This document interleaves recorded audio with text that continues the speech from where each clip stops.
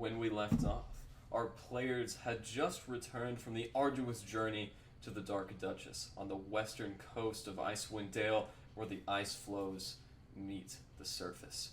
As you guys inevitably returned, and Alistar equipped Yellowbeard Sunstone, you all became aware of the fact that there were plenty of Duergar in the city of Caer Konig.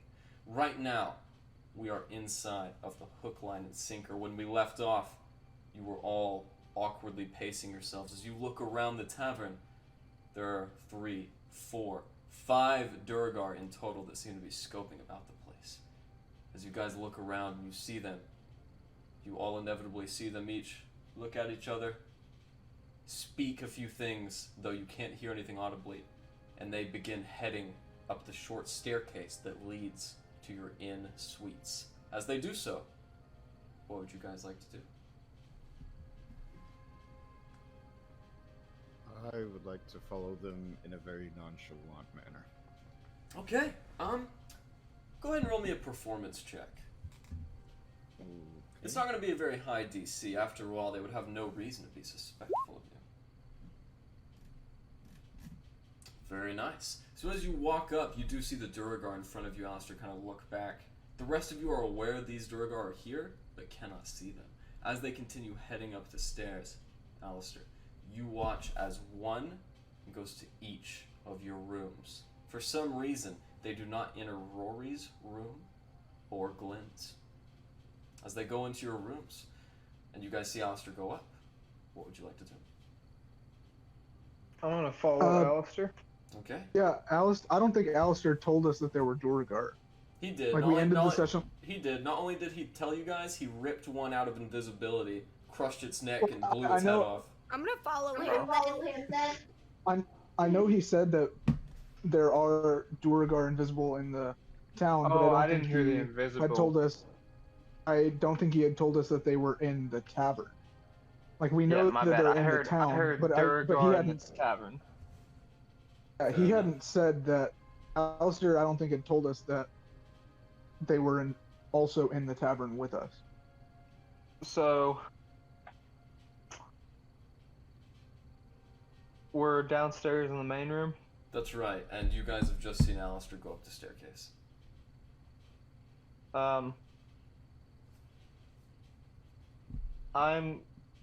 Where's the staircase at in location to, like, where we are? Is it across the room, or, like, how close is it? Yeah, so the main bar area is a rectangular shaped room.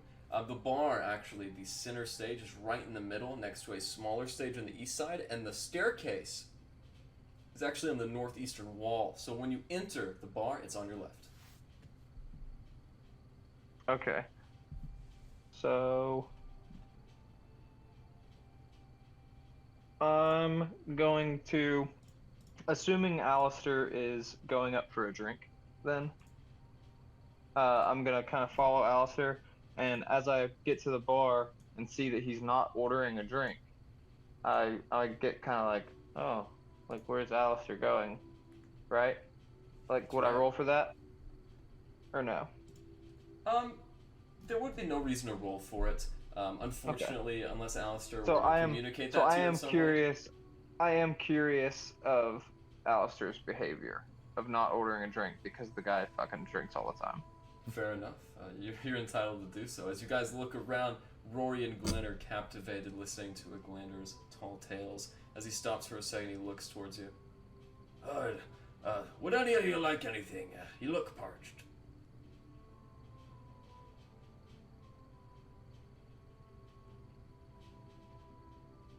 Is Alistar being like I really think sneaky going up the stairs? Stairs? What was that, Remy? Is he being like sneaky? Not really. No. He actually, as a matter of fact, he looks extremely nonchalant.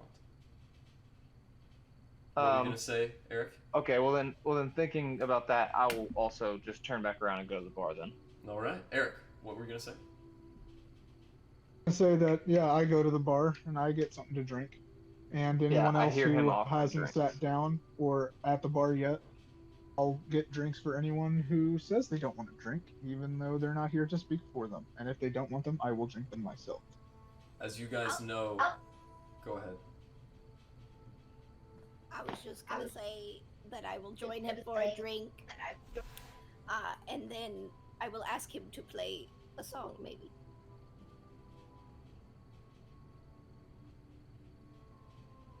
A drink for me as well, I guess. It seems to be a time for celebration, as we often do. Of course. Yeah. These will be on the house. I agree. Oh, you all, Larry, you want to hear me play? What? Oh, well, this is interesting. Okay. And I get no, Larry, you don't sing. No, I play, you don't sing. It's fine. Play. I sing. Yes. No, yeah. I play, and then you take this drink. Here, take this drink. You drink that, and then I hand her my hat, and I say, "You know the drill." And I start playing up a tune. And Erland is just watching this like, what the f is going on over there? There's so many moving parts happening.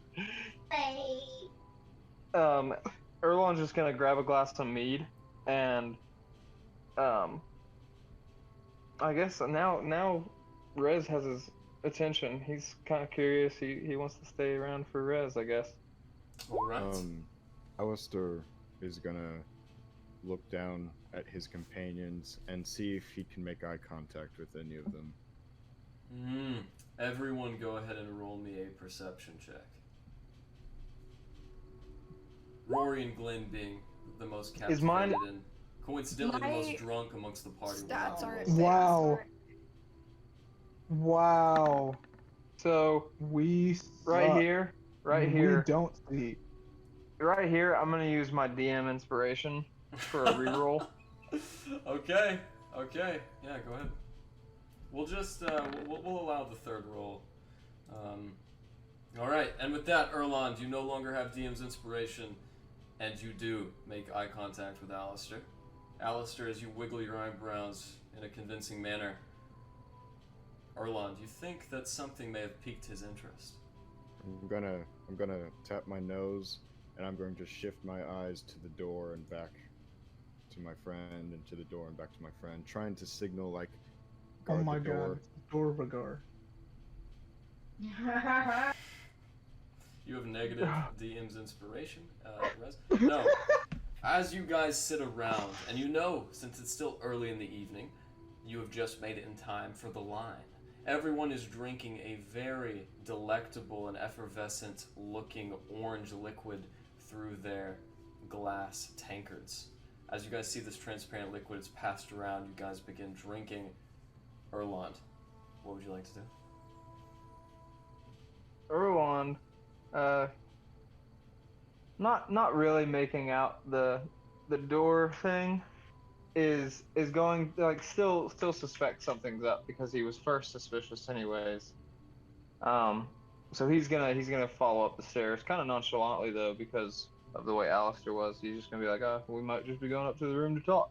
Alistar's gonna hold up the quiet signal, finger to his lips. And as I approach the top of the stairs, I'll try and be quiet. All right, Erland, go ahead and roll me a performance check at advantage to see if you can walk nonchalantly enough. All right. As you walk up, for whatever reason, you guys hear the sudden creaking of wood. And in front of you, you guys watch as the Duergar turn their heads. They stare for a moment, and as they look both your way, they stop and just stand still, waiting for your next move. What are you guys doing? I'm going to just loudly greet my friend. Erland, it's good to see you, my lad. I'm just going to reach out good to with see hands you. and welcoming. As you guys, I'm I'm going to bring him in tired. for a hug. I'm going to bring him in for a hug. I'm going to whisper in his ear. There's 3 Duergar in the rooms. And at that, Erland is gonna kind of like little light bulb above the head. Light bulb above the head action and be like, Oh, yeah. I figured I would grab you a beer. I figured you were tired. I could use a beer, my Oh. lad. Why don't you grab Maybe. it and wait for me by the door? Ah, okay. At about that time, you guys witness a fourth Duergar that you did not see before open the door to Rory's room and walk out. Erland, you do not see this Duergar, you just see the door open as if from nothing. As this Duergar joins in, the other Duergar look at him and give him a slight nod, and he too stands in the corner of the hallway and just watches you guys. As you see this Alistar, what do you guys do? Ah, So, Alistar, that door, that was weird, huh? it's probably just the wind. Nothing to worry about here. Ah, true. It is an old tavern. And with that, you guys watch as all the Duergar convene on Rory's room and go into the open doorway. As they all go into that room and disappear from your vision, the rest of you are in the tavern listening to Rez's raucous music as he's playing.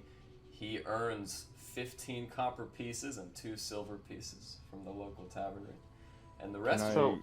Go ahead. Erland not knowing, like, what's going, like, not knowing if there's any out there or anything still, he's going to, like, well, and, like, kind of just try and throw his shoulder up and then be like, how you been, bud? I don't know. I've been just fine. And like while talking to him, could I try and sneak down to Rory's room? Sure. Still talking, so it sounds like I'm still just in conversation. Of course. Go ahead and roll me a deception or a stealth check. It's up to you. Okay. Erland is going to, like, grip his necklace that he knows, Alistar knows is his star map, and kind of just signaling, like, should I? Like, what's going on? As you watch Alistar kind of peek around the corner, Alistar, unfortunately you just weren't convincing enough, and as the Duergar look, either out of a sense of paranoia or an awareness that you can see them, you're not sure, they all begin cramming themselves through the very tightly opened second-story window. As they begin climbing out... I want to blast them with my flamethrower. Go ahead.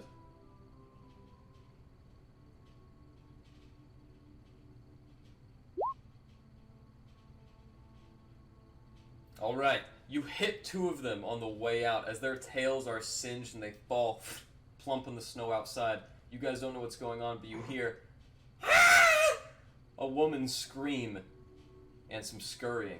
But you guys are immediately captivated by the fact that the wood floors, the dry bed linens, and the dresser in Roy's room are now engulfed in flame. As this room is now a fireball that is spreading to the rest of the room, all of you guys back down in the main lobby begin smelling a little smoke. At about that time, Iglander leans over to you, Ralas. Hey, would you be happening to smoke something right now? I do not think so. We were having a drink. 1, 2, who's missing? Oh, we have a couple of guys missing. Maybe we should check it out. I'll have to get to the bottom of this. And he looks up the stairs. Hey, you all right up there? Could I use prestidigitation to snuff out the fire? Yes, on the bed. I'm going to be using that to put out whatever fire I can. Okay, it takes you a little while to cast it because only 5-foot radius. You get the bed out, and then you cast it again, and you get the floorboards, and inevitably it's all put out. And about that time, Iglander looks into a blackened, charred room. Hey, what happened over here? You had a bit of Duergar running around in here. Those bastards took me tankard as well. I want blood for this. It was a smash and grab. They took what they could, set a fire to cover the tracks. Where'd they go? They went. And roll for deception. Dude, that was genius. At advantage, man. Come on, that sounds like something people would fucking do. Oh. He is perfect. He's totally convinced with that 20. At about that Smoking time, cannon arm. At about that time, you guys see a very tired dwarf with a black beard with white flakes come down, very tiny spectacles on and soot all over his apron. Hey, follow me! We've got to catch the bastards! And as he walks out the door, what would you guys like to do? I'm gonna pursue out the window, chasing the Duergar I saw. Alright, you guys cannot see anything except for one pair of footprints that seem to be walking from the tavern to the northern light, the general store to the east. However, Alistar, you can see the 5 Duergar. 2 of them with burn marks on their rear and posterior, and they're all waddling their way to the northern light. That's got to be them. No one else is up this late. Can I take a shot to try and hit one? Maybe knock them down, stumble them, something? Sure. What are the rest of you guys doing as you guys are watching these footprints be made? Erlon, Please put back on the hat and just walk outside to see what everyone else is doing. Erlon is going to follow Alistar out the window, not knowing, like, really what's going on because he hasn't seen anything. But kind of playing like the like, yo, as soon as I see something or something like that, I'm going archer arrow if I can. Erlon, as you poke your I head, can hold that. Erlon, as you poke your head out the window, you can see 2 of the Duergar. Fiery soot on their back. They just managed to extinguish it, and then they go invisible again.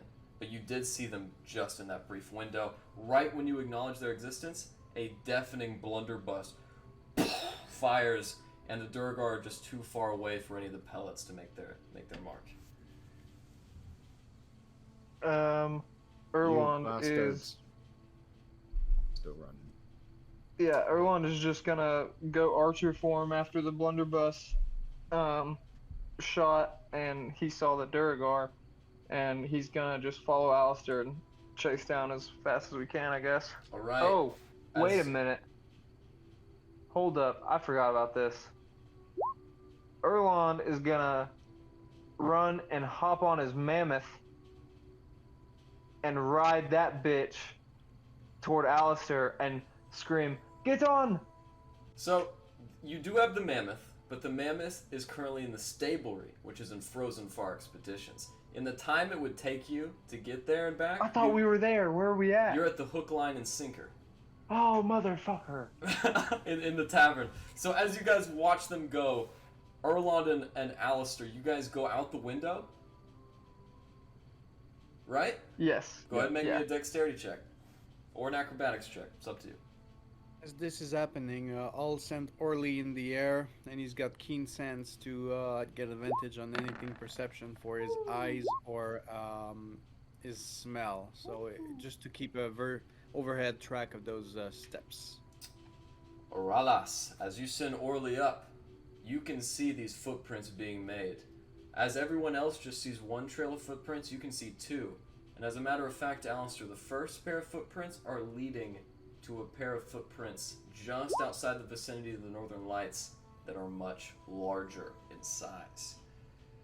Alistar, as you and Erlon pratfall out of the window, face first without any grasping, you guys head right into a fresh pile of snow. Comical as it is, you take no damage. As you guys watch Erlon and Alistar get themselves up and take the snow off, Rez, you were the first one outside. As you know, these footprints belong to Duergar. What do you want to do?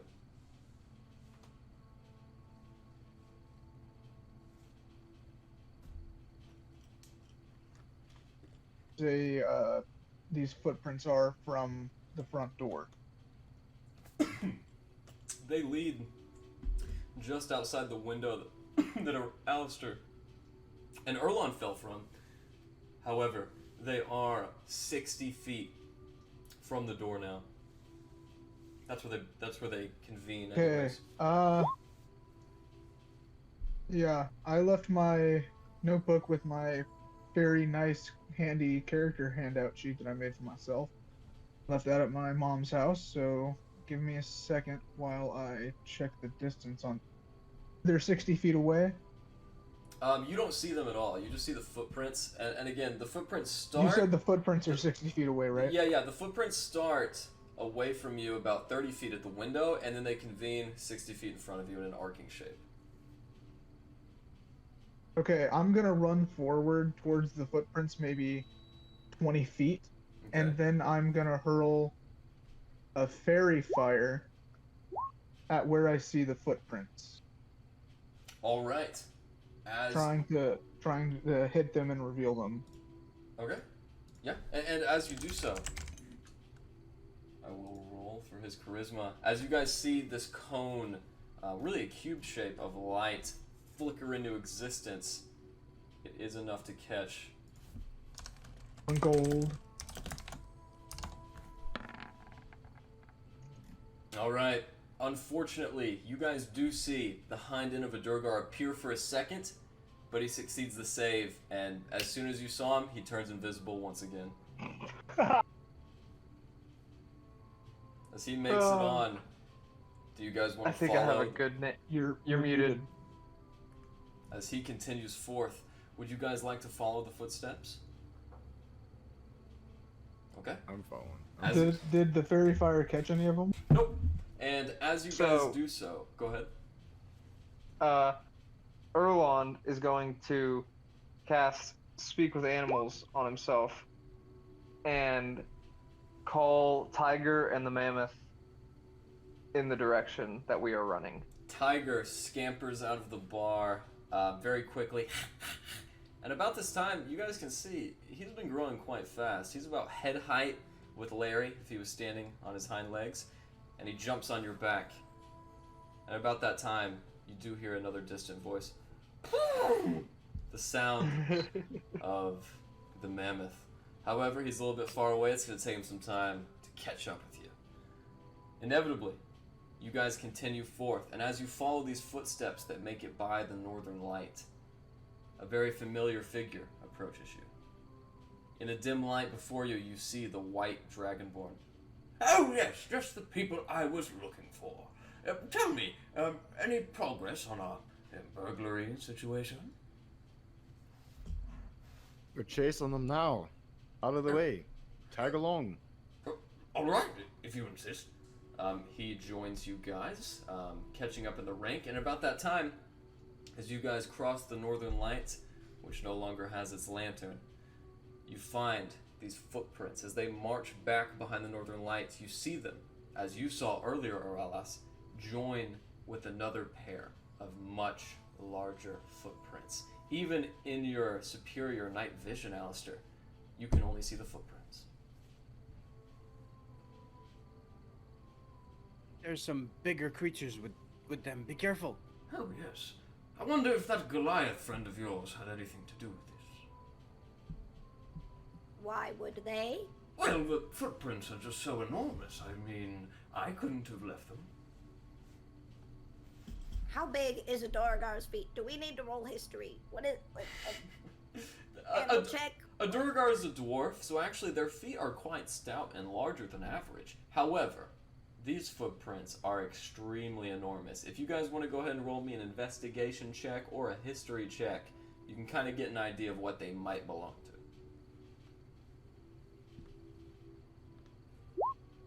Okay. Alistar. Ooh. Aralas. Larry. Wow, you guys are rolling really good. Alright. Alistar, Aralas, Larry, and Erland. You know these footprints are even larger than a Goliath's. These footprints do belong to a humanoid creature, but one that is larger than the large size. Aralas, you rolling so high, you think that these might be the footprints of an ogre.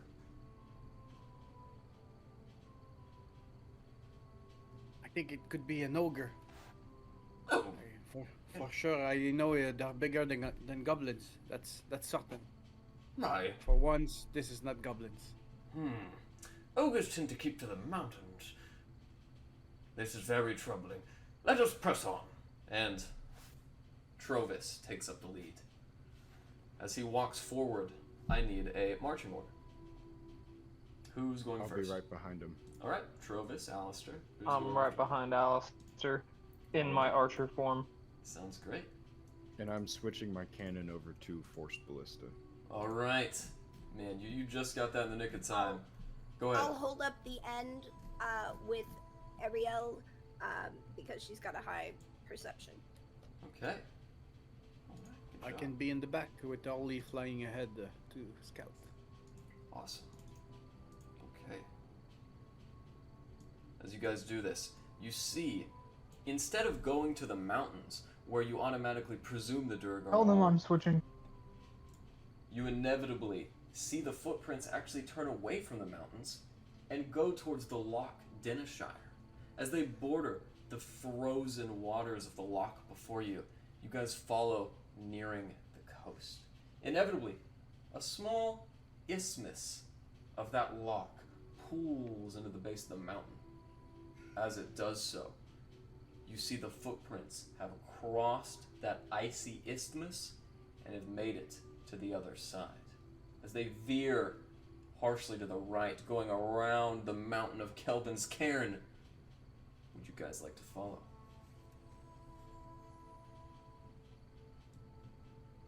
Following immediately in tow. Okay, I'm just following Alistair. understood. I'm going right in their footsteps. As you guys get to that precipice right where the frozen water meets the surface, you see a very ominous looking cave before you. Bones litter its entrance. This is not the cave that the Duergar are heading to. They're going away from the cave. However, something about this strikes momentary fear in your hearts.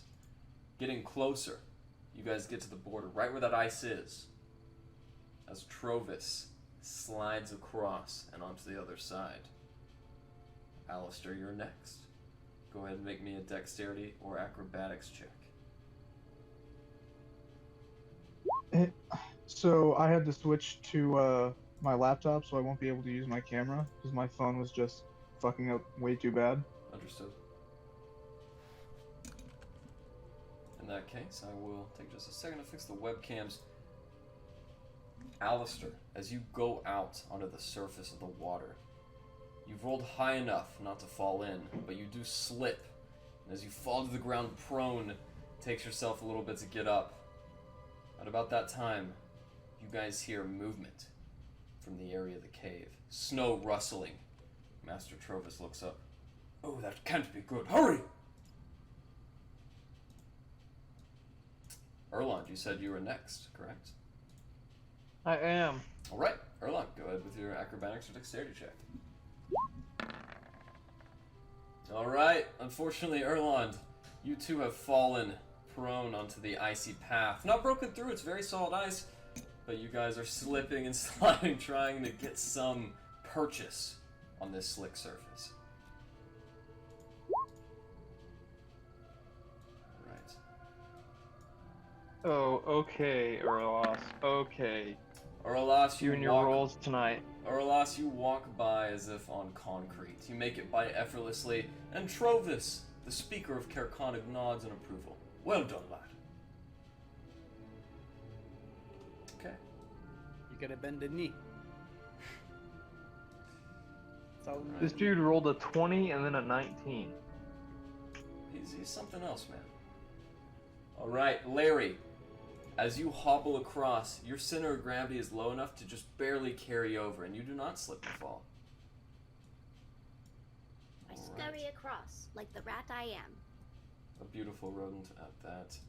And finally, in the rear, I believe Rez Tholomew is the only one who's not gone yet. So Rez, go ahead with your dexterity check if you wish to cross. You do not have to. Okay. Rez, unfortunately, you have ate shit even more dramatically than anyone else. Still not low enough to break the ice. You don't fall with that much momentum. But as you, Erland, and Captain Davies stumble to your feet and are about to cross, Larry and Oralas on the other side, your hearts sink as you guys see a dark, leathery, blue-skinned creature pull itself out of the cave. Long nails, furrowed hair, Larry, as a native of Icewind Dale, you remember your mother telling you horror stories about the trolls that steal children in the night when their parents have told them to go to bed. This is one such creature, as it pulls itself up and over. Who visits me in my lair? Coming out now, you guys see this very astute troll. Oh, kill it! Kill it immediately! Oh, Be we asleep. actually, Pretend to be asleep. we actually didn't mean to come this way, so we'll just be heading back now. Yes, so Very sorry. we'll be on our way, Mr. Trollman. Thank you, thank you. Yep. You, elf thing, smell delectable. About Oh. the time. Thank you, but no, we really do have to be on our way. But thank you for the offer. Great. Everyone, roll for initiative. We're trying to get out of this one though. Trying to scurry on by. He apparently has. Can I other not make a plans. persuasion check? Nah, he's hungry, bro. Nah, he's hungry, bro. And especially you, Rez, with your bathing habits. I mean, you're just too tantalizing. Hey, look at you! You got a good roll. It's a nice initiative right there. Dude, my rolls tonight are terrible. Fuck, man, that troll looks huge. All right.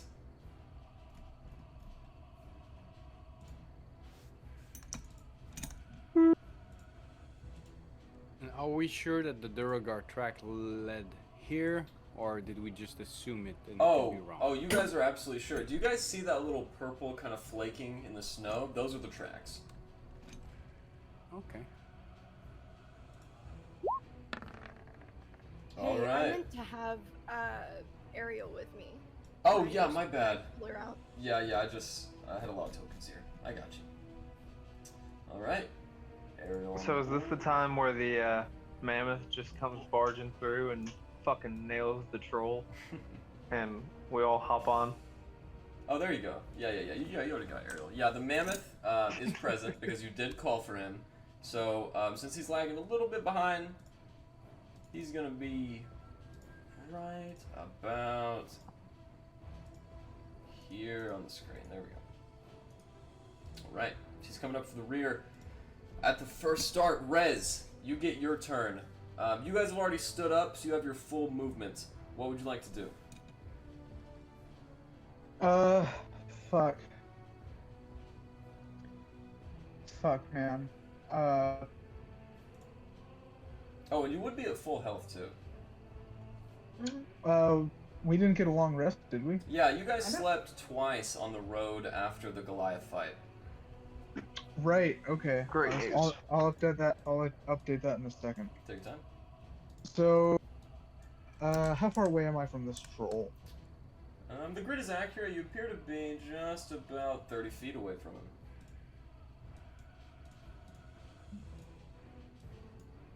Okay.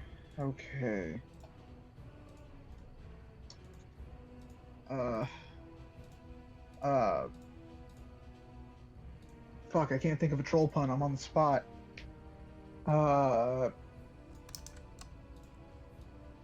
Do the troll song, the Russian guy. That's always a key. Hey, how about a trolley poly? Ooh, that's good. Do you just troll like Chris Chan? I don't. Oh no, but that has to be edited out. We can't mention him. Just kidding. Rez. Okay. So I look at this troll and I say, you look like a troll who is in charge, but also pretty mean. You remind me of a cunt troll.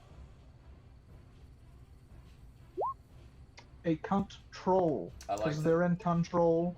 It's funny now that I've explained. Okay. Had me rolling on the floor. Well, it's supposed to have him rolling on the floor. Oh, gotcha. You guys watch the troll look awkwardly and then. And and as he falls onto his back, clutching his furried stomach, he is hideously laughing. Okay. And then I will look over to Alistair Davies, and I'll say, "You should kill the troll, kill the troll, kill the troll. You should kill that troll. Da da da da. We just found a troll, found a troll, found a troll. Please kill the troll, or he'll eat us." I like it. That was And really he gets terrific. inspiration. Rez, Eric, you're really improving with your vocal quality. But anyways, does that end Rez's turn? Alright, Aralas, you are up next. You are on the side of the troll. He is approximately 20 feet away. What do you want to do? I feel like an ice troll would be, would not like fire, so I will be using my create bonfire cantrip. He's got disadvantage on the dex save, so DC 14 dex. Alright. He does Okay. indeed. How much damage does that inflict? It's gonna be 5 each turn. There you go. Alright. If you have that nice token to set it on top of him, 5 by 5 fire. I do indeed. As you guys see his skin immolate in a small section, his laugh intensifying. Is that your turn? I will add on top of that. We don't want to fight you. We just want to be on our way to find the thieves that took our stuff, and then we'll be on our way. Consider this, Mr. Troll. And I will bonus action. I will bonus action my blade song. Get just a tiny bit closer to protect my friends. Alright. With the fire crackling underneath, you guys now see that rubbish that was littering the cave that he's rolling through right now are actually humanoid bones and remains.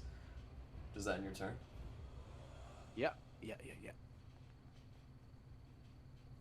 Okay. As he makes his laughing save.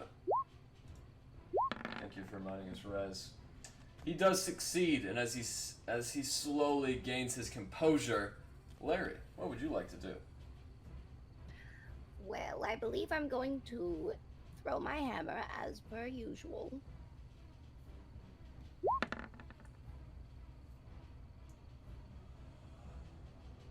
All right. Actually it does. And as it slams into his side. Oh. It does not. He is prone, and as it flies over his head, it misses. I forgot that his AC was too high. What else would you like to do? Well, I would definitely like my Steel Defender to take a crack at it. So I am going. Can I use like my speed and aerial speed? Like, can I go over there with her? Yeah, you could. And you could even do it at the same time. And but keep in mind, Ariel's movement speed is actually 10 feet farther than your own. That is true. So I'm going to have Ariel kind of be in. Okay. Okay. Perfect. And then, would you like to go behind her, or them?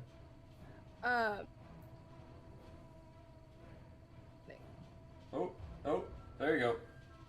It's because I've got my button is to speak and it messes me up. Okay. Understood. So I'll have Ariel actually.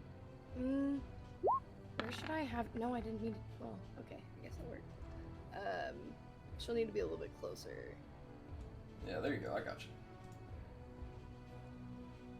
All right. As Ariel swings her fist down, it strikes the snow next to the ice troll. Bones and blackened skin fly in each direction along with the snow, but the ice troll is unscathed.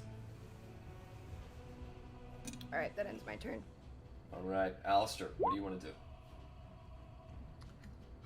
I'm going to move up here alongside Aurelis.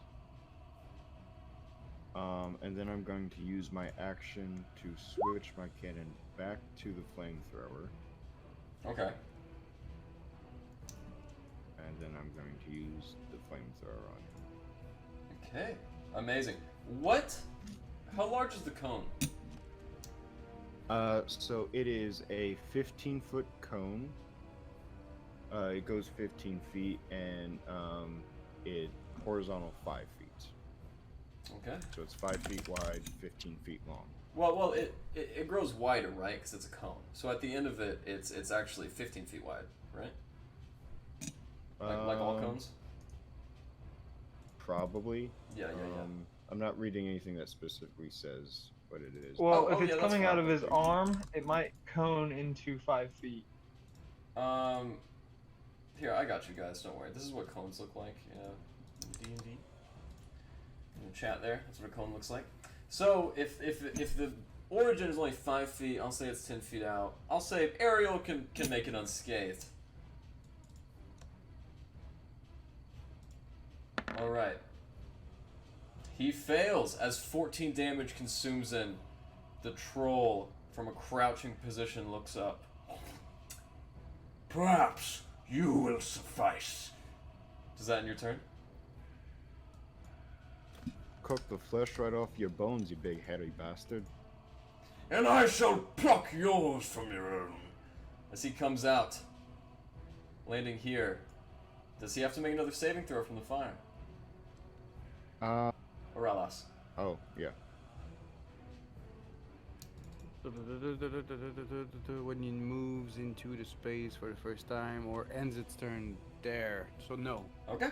So as he runs free from the fire's wrath, and still within Ariel's striking path, he is going to make a series of attacks on that Alistar. So, a 21 will hit. Oh, deflect. Alright, do you want to use deflect? Me? No, Alex. I assume she wanted to use this since she casted it. Can you hear me? Yeah. I was just gonna say, like, I guess I can't really choose which attack and just, like, choose whichever one's gonna be bigger, but, like, I guess the first attack, probably. The first attack. Okay. As the first attack is deflected. I'm also going to be using my shield. Okay. The first roll was a 21. At disadvantage is also a 21. Does a 21 hit, Alistar? It does. Alright. Unfortunately, as both these claws strike into you, you're gonna go ahead and take 13 slashing damage, and the amount of cold damage is reduced, so you only take 4 cold damage. 9 was inflicted. The second claw is a 25, which also hits Alistar. Alistar, you take an additional 10 slashing damage, and an additional 7 cold damage, which is reduced to 3. So all in all, you have taken a total of 30 damage. I am unconscious. As you guys watch Alistar fall unconscious, What is this tin thing? the creature, the troll, turns around and sinks its jagged tusks right into Ariel. Does a 15 hit Ariel? It does. 15 is Ariel's AC. As the teeth sink in, Ariel takes 18 damage. As your friends are falling by the wayside, Erlond, what do you want to do? And by the way, Erlond, on the start of your turn, the mammoth is here. Erlond is going to, as the mammoth is walking up, I'm going to have him, let me get out you guys can see the ruler, right? Whenever I do that, show to others. So I kind of want him on this line, like just going straight. Okay, so you want the And mammoth I want to tell him that, Okay. You because want I have to speak with animals. Yeah, it's still active. But I want to, until then, cast Guiding Bolt on, let me see. guiding bolt on the ice troll. Dang. Alright, as the guiding bolt sails overhead, the ice troll slightly winces. I never liked the taste of elves, but And I've been then, known to change. What else do you want to do? as my bonus action, I'm going to shoot a arrow. Alright, as the bonus action, that hits. Go ahead and roll for damage. As you guys watch the celestial blue cyan arrow flee Erlon's hand, it strikes the ice troll in the chest. Does that end your turn? Yeah, and then just noted that if the mammoth is still moving through other people's turns, Erlon is going to jump onto the mammoth's back and ride it up. Okay, you're going to save your movement until the mammoth moves. Gotcha. The mammoth is going to move on initiative count 20. Would you like to end your turn? Yep. Alright, Rez, what do you want to do? DM, Okay. since he stopped under fire still, he needs to make 14 dex save. Oh, thank you, my friend. That is a very good place fire, by the way. And since this troll is just not very dexterous, he once again fails, and he once again takes 5 fire damage. Yes, sir. Right. Rez. Yes. Sorry, I'm just double checking a spell real quick. Okay, I know what I want to do. Okay, so I look at the troll, I think about the situation, see what's going on, and I pick up my pan flute, and I start with the lowest note, and I quickly go, I just do an arpeggio, and Alright. hopefully the ice troll shrinks, because I'm gonna cast reduce on it.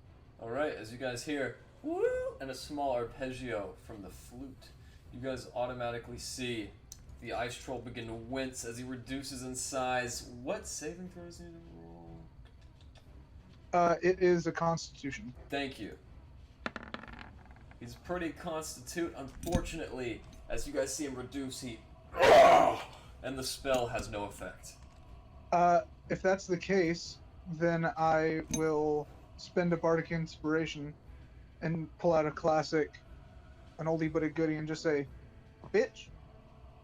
And I'm gonna roll a d6 to see if I can reduce his save. Alright. Alright, he rolled a 16. With the -1, that's a 15, so he still succeeds.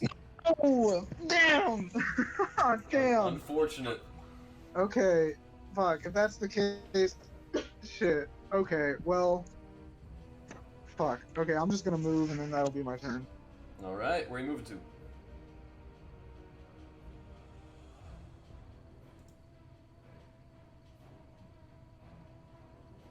Do you want to move across the ice floe or away from it? Oh, you want to go there? Okay, go ahead and make me another dexterity or acrobatics check.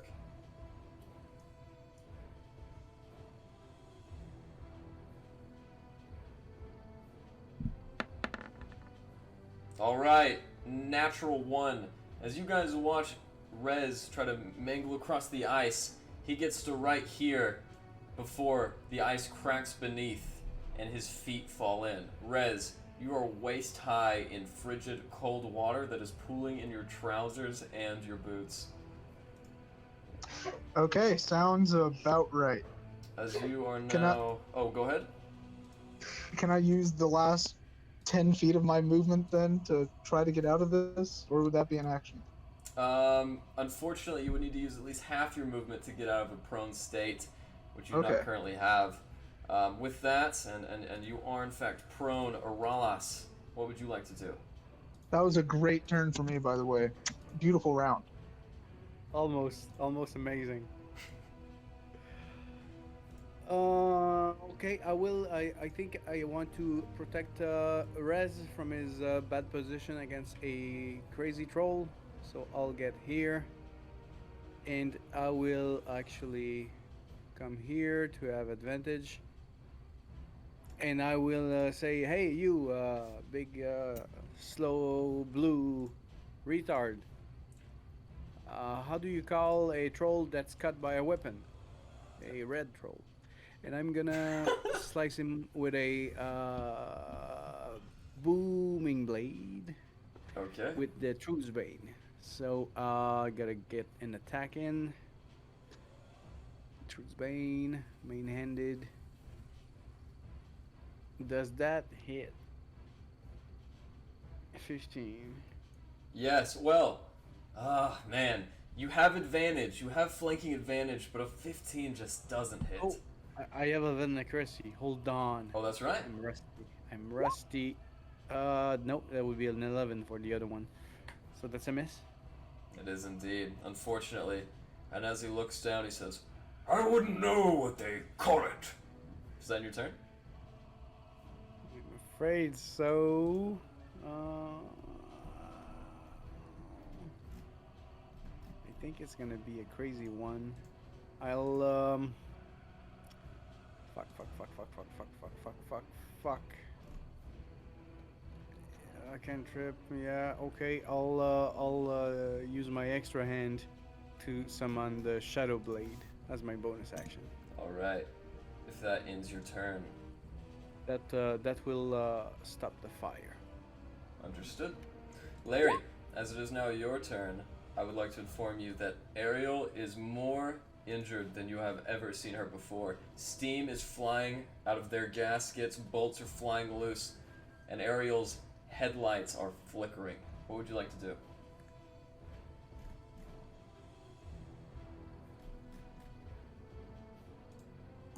I would like. Sorry, now that I've switched it. Oh shoot! Now I'm. Okay, so I switched my push to talk button and it's messing me up. Can you hear me? Yeah, we can all hear you. Okay. I would like to tell Ariel, you're looking a little worse for wear, honey. I'm gonna have to ask you to step back and heal yourself. So, I'm gonna have her cast Repair. Okay. You want me to do that? Oh, nice. I'll just, we'll do it like this. Alright. Okay, Ariel receives, yeah, don't worry. We'll take your first aid and then mine, just to give you the maximum possible. So Ariel actually receives 17 health points. Almost at full health. Alright, and then for Larry's turn, wait, is someone dead? Wait, Did I... yes. Alistar died on the first round, taking both claw strikes, but did Ariel walk away? I asked her to take a step back. Alright. To heal, but since she's healed, I would like to revoke that, because now she seems better. Is she good, or like, do I have to like heal her later? Oh no, you healed her, she's good. But if she took a step back, she's going to get a reaction claw attack from the troll. As she takes a step back, a 24 hits, and Ariel goes down. Oh wait, Ariel has 1 hit point. 1 hit point. Dang it! I'm so bad at this. Okay, so then I'm gonna say, how far can she get? Maybe like to the tree until I can heal her again. Yeah, you can command her. She's already moved 5 feet. Ariel can move 5, 10, 15. She can move all the way to the tree if you'd like. Alright, yeah, I would like that. Alright. There she goes. Dang it! Okay, and then I think I'm gonna use my turn though to heal my friend here. Your action. Okay, which spell would you like to use?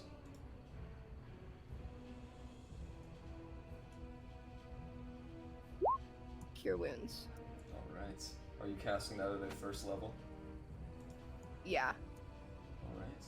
Go ahead and roll 1d8, and then I believe you add 5. Wow. Alistar.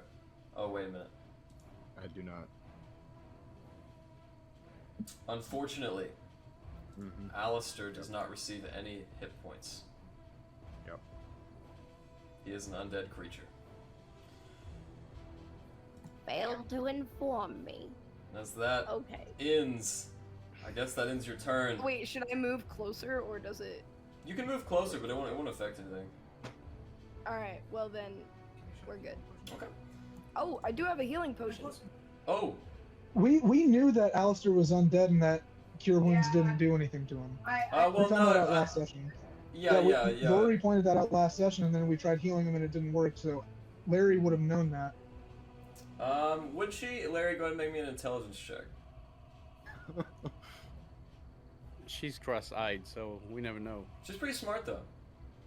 Indeed.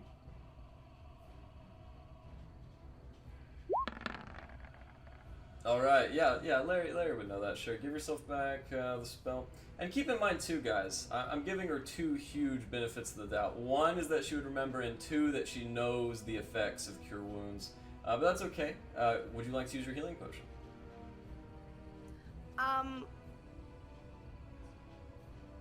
Yes. Okay. As you use your action to administer the healing potion, go ahead and remove that from your inventory and roll 4d4.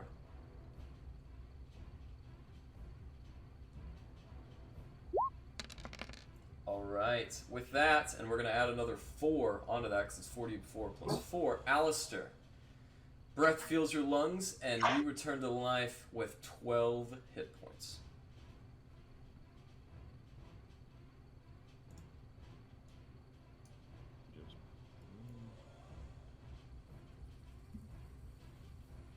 Okay. And it is your turn. What do you want to do? Well, my turn. So I'm gonna go ahead and give him a shot. Very nice. Unfortunately, you don't have advantage. So as that shot goes wide. Yep. Alright. Then we're going to do Old Reliable. Give him another taste of flamethrower. Very nice. Alright. He rolls a natural 1, and as you hit him with the flames again, it looks like he's taking a lot of damage from the flames. He does not like that. Staying within his attack range, I'm going to get around to the other side of him so as to make a line between me and Aurelis. Perfect, that would work. And yep, that's my turn. Alright. As the ice troll begins his turn, you guys watch as he plants his feet into the ground. The icy snow around you hardens, and the air chills to a sub-zero temperature.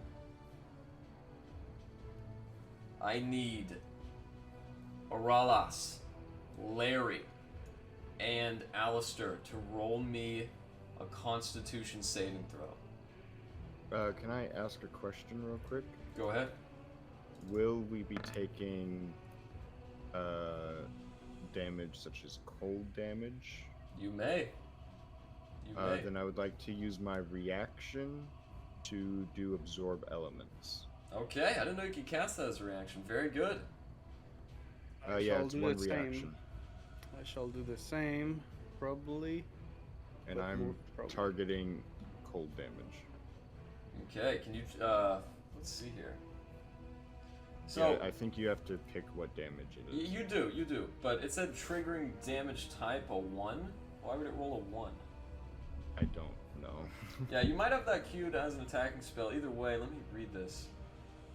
I liked it, yeah. But I'm choosing cold. So you do realize, Alistar, Absorb Elements gives you resistance, but you already have resistance to cold damage. Mm-hmm. So it doesn't stack, but you will be able to inflict that damage on your next turn. Very wise. Go ahead. Plan. Yep, go ahead and still give me your Constitution saving throw, though. Yep. All right. Okay.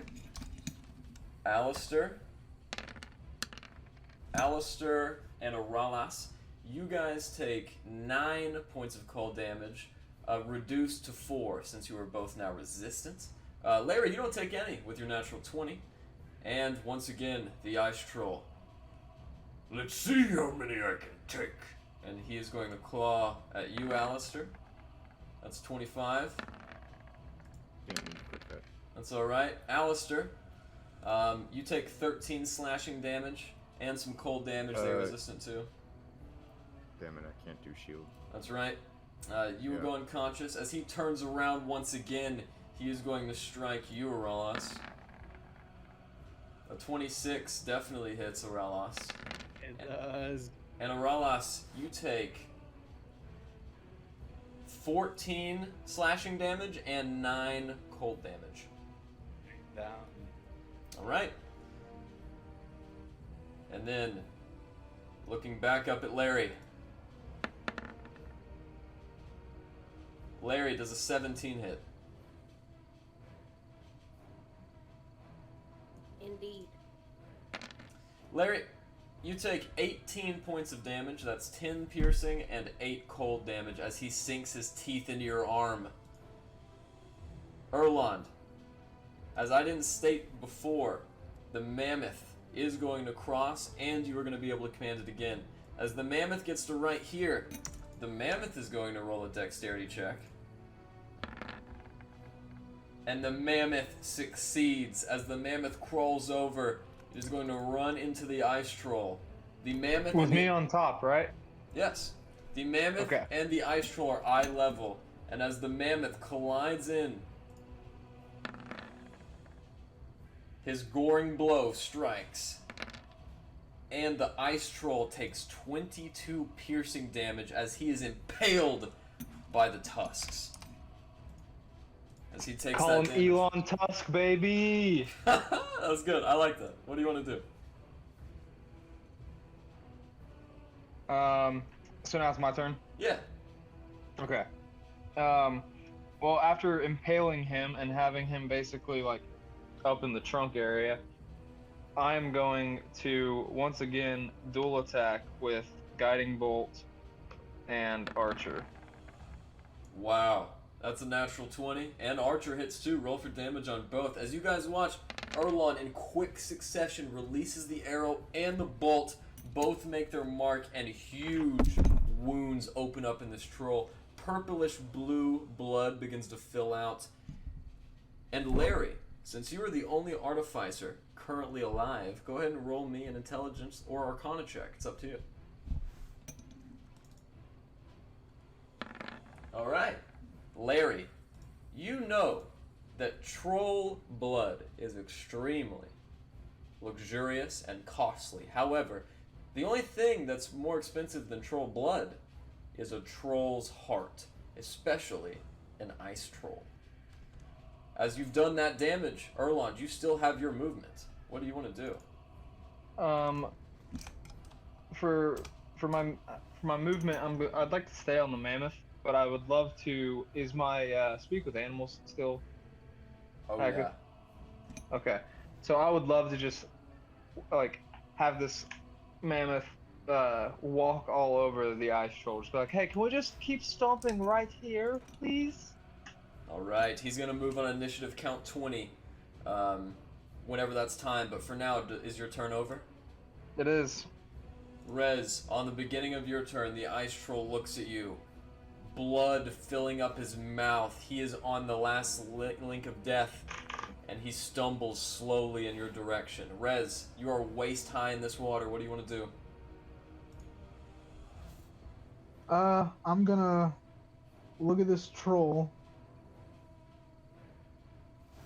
and I'm gonna hold out my hand, and a little image of the troll pops up. And that troll just gets enveloped by its asshole over and over again, like some horrible flower blooming. And I say, you know, you'd look a lot better this way. and I cast Vicious Mockery at him. No. No, it can't be. No, it had to happen eventually. Wait a minute. No. I can't believe it. Alright. Rez! How do you want to do this? Oh, you're kidding! No, not at all. Would it be possible? He's gonna die laughing. Would it be possible for the image to become true and he just gets sucked up into his own asshole and then back out and he's just a bloody carcass? Or is that too much? As he looks at you and these insults rack his brain. I should have never learned common. And as he reaches into his anus, he falls to the ground. Without the morale to live, his blood coaxes out of the soil, and you guys watch as his heart continues to beat in his limp body. Rez, as you guys are out of combat, technically, you will be able to pull yourself out, and you will have 15 feet of movement. What do you want to do with that? Okay, so could I run over to Oralis? Absolutely. And I'm going to get ready there, and could I use my bonus action to toss Larry a healing potion for Alistar? Sure. Ooh, this is going to be interesting. Your bonus action? Yeah, I'll say so. Larry, go ahead and roll me a sleight of hand check. And I believe you're proficient, so we'll have that. Because I know your proficiencies are kind of messed up. Alright, Larry, like Bo Jackson, she catches that and brings it down. Rez, do you end your turn? Right there I do, and I'm just waiting for my next turn so I can heal Oralis. Sounds good. But yeah, that'll be the end of my turn. Alright, Oralis, go ahead and roll me a death saving throw. I just did. You did? Oh, thank you, Yep. sir. Later. I appreciate that. Let me see it here. Okay. And with that, Larry, it's now your turn. Would you like to administer the healing potion? Yes, I would. All right. Roll 4d4.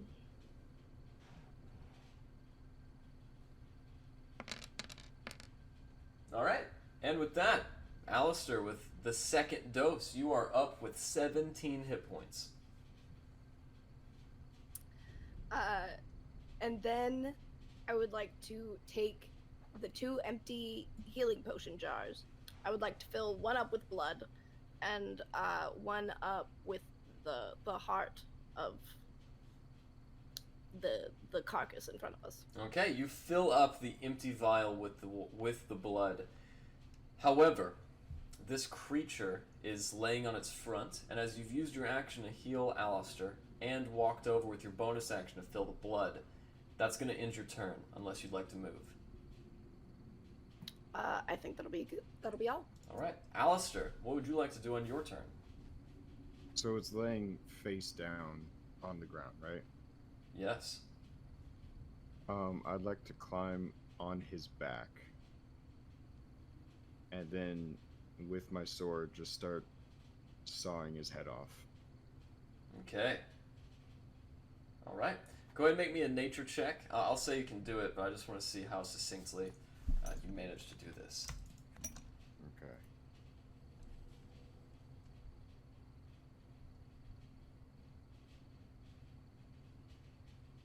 Okay. As you guys watch Alistar remove the head, all seems still. Alistar, that was your action. What else do you want to do?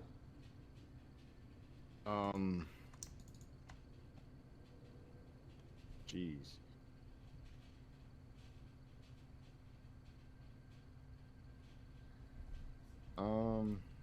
God.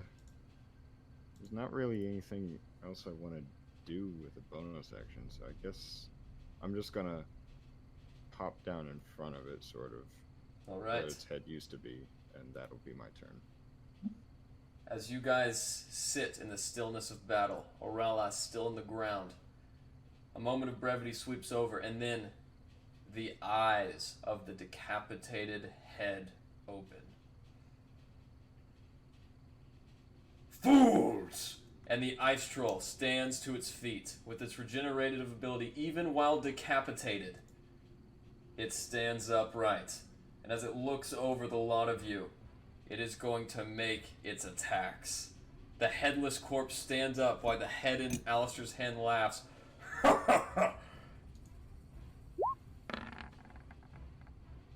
Alright. That is a natural 20 as he gets right over here. As he does so, Larry, you get an attack of opportunity.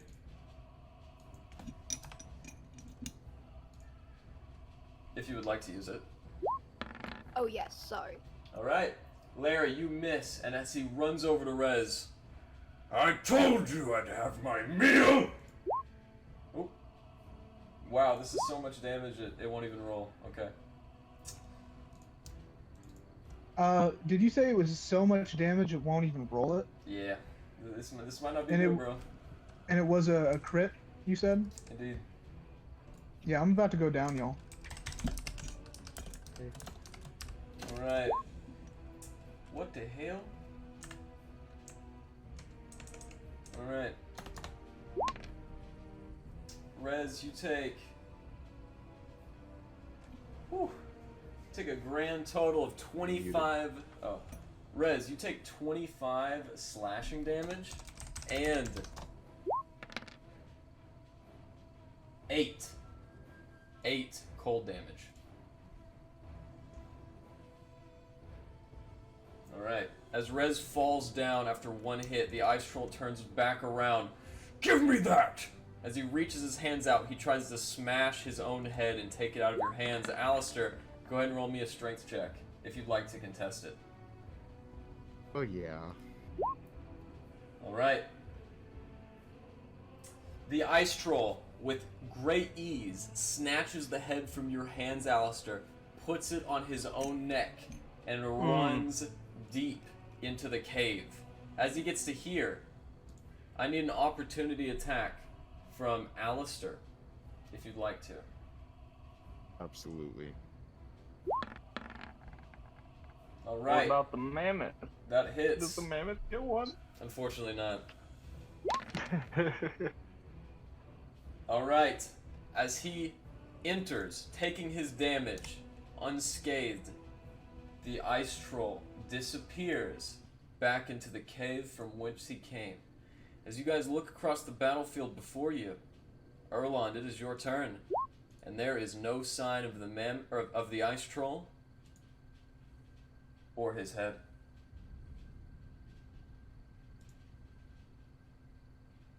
Erland is going to hop down off the mammoth,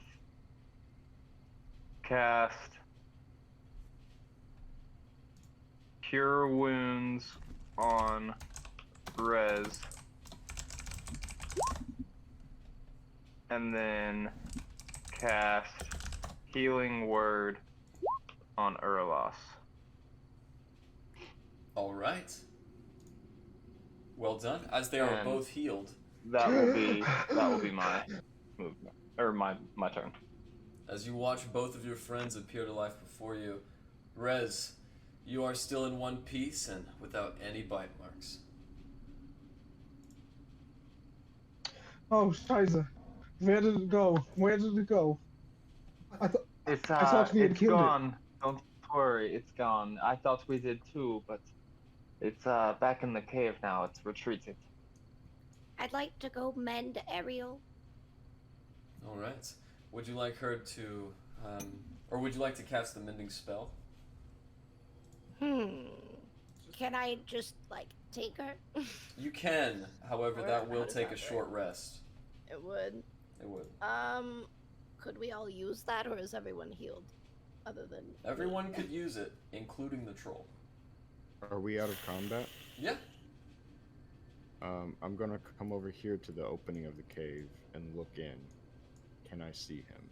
as you look deep into the cave, 120 feet away in the back of the canal, you see him as his foot barely escapes your vision. As he turns the corner about 50 feet away, you do see that purple blood lingering inside. Can I make an intelligence check or something to see if I noticed, like, was fire doing more damage to him?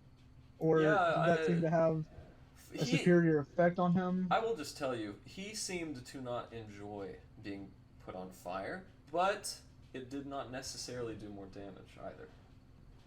Okay, so here's a thought. He really didn't like being on fire, so maybe if we, like, cauterize his wounds as we do them, he won't be able, like, maybe those wounds won't be able to heal back over.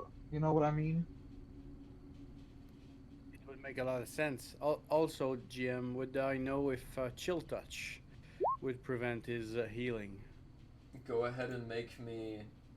That's a very good question. Go ahead and make me a survival, history, or intelligence check. Any of those would work to discern that. Alright. You know from your stories of trolls, especially those lingering around the open portals to the Feywild of Galadrimbar, that they will always recharge unless they have been affected by fire or acid. Well, I do have those flasks of alchemist fire. I guess this could be very useful.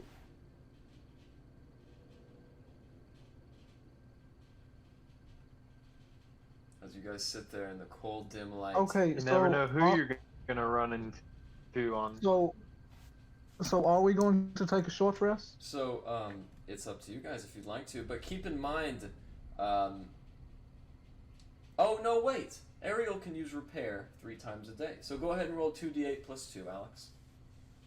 No. As you guys sit there in the cold light, do you guys want to take your short rest out here? Probably in the not right opening? here next to the end. Alright.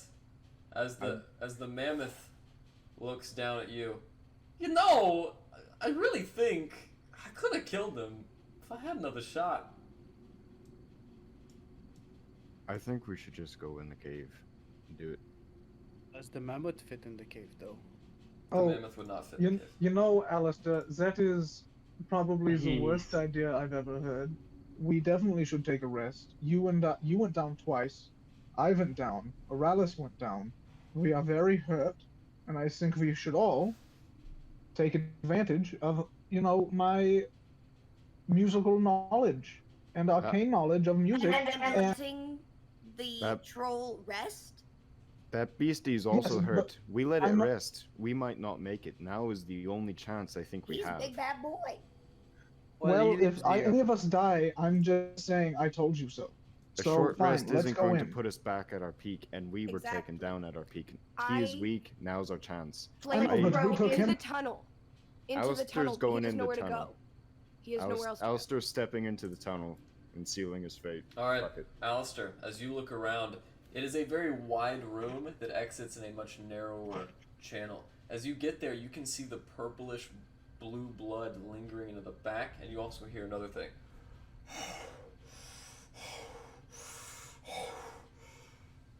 And if we're going to go through the initiative, Rez, you don't want to go in the tunnel even though it is your turn. Right? Would I see Alistair start going in the tunnel anyways? You would. Like, could I see him at least turn? Okay. Yeah, dude. I mean, you were in conversation with him. You see him do that. Yeah. Okay. So I reluctantly follow him. Okay. I thought of a better way to do this. Here's how we'll do it. Who wants to stay outside of the tunnel? Anybody? Larry is the only smart one. I got it. And Orlando, good job. Alistair, as you go in, and you hear this breathing in the back of the tunnel, you make your way, because it's only about a 30-feet walk, around the purplish blue stones, and you see the troll clutching a bright light that's hidden beneath his hand. As he looks up, go ahead and roll me an initiative check. Damn. Alright. I believe if he's going, we don't have a choice but to protect him. Maybe from afar if we hurt. As the Alistair troll wants that head. As the troll unfortunately has rolled a 4, that means that Alistar has the initiative. As it doesn't surprise you, No. what would you like to do? Damn. Well, let's go with tried and true. Gonna take a shot. Misses. Damn. As he looks out at you. Is there nothing I can offer in return? Well, that depends. What do you have?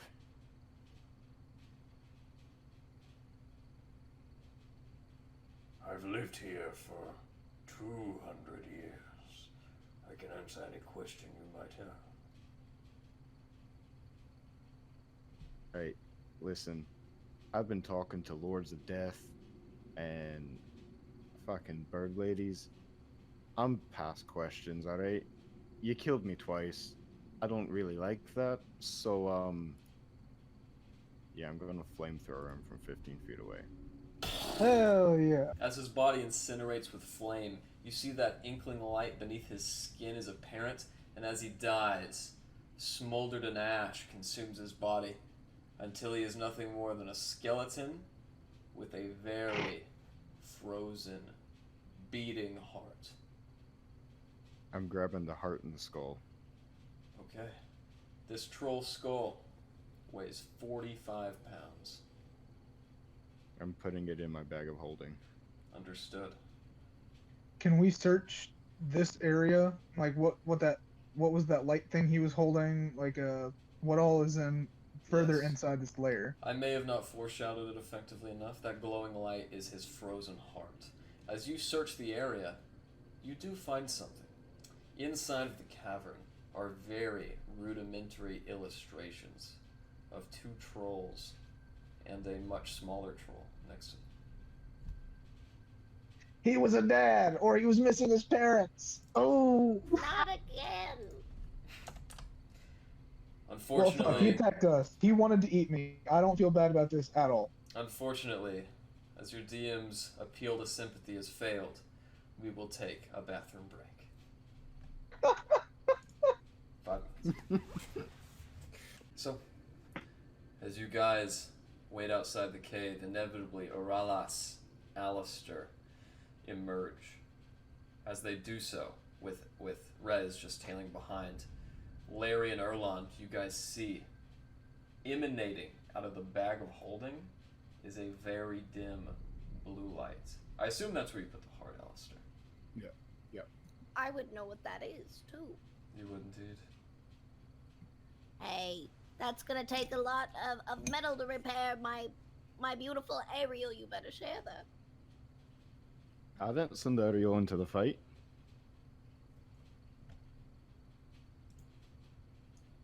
But I will reach into my bag of holding, and I have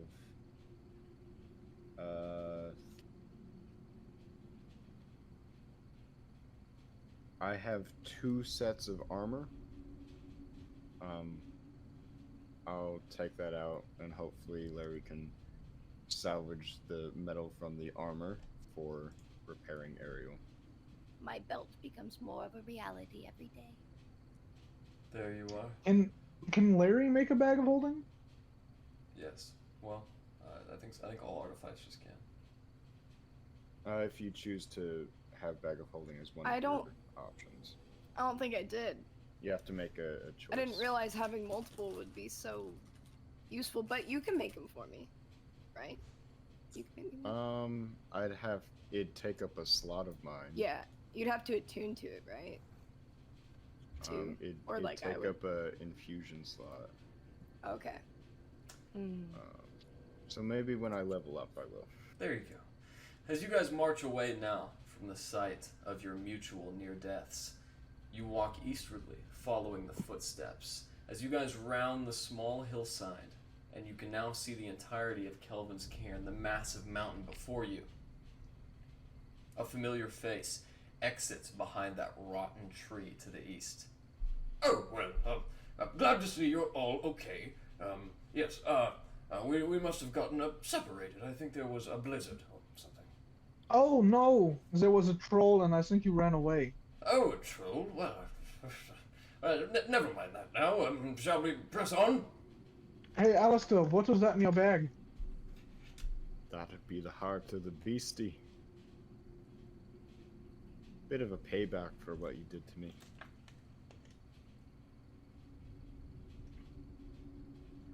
Anyway, shall we be going? Oh, yes, post haste.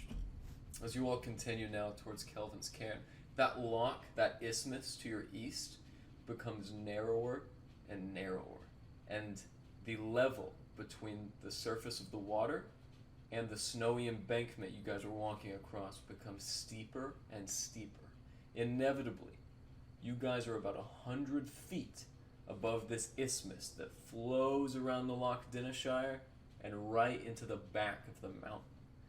As you guys round the corner, you can see high up in that small bluff that you're still walking up a massive stone fortress hidden behind the mountain leers overhead.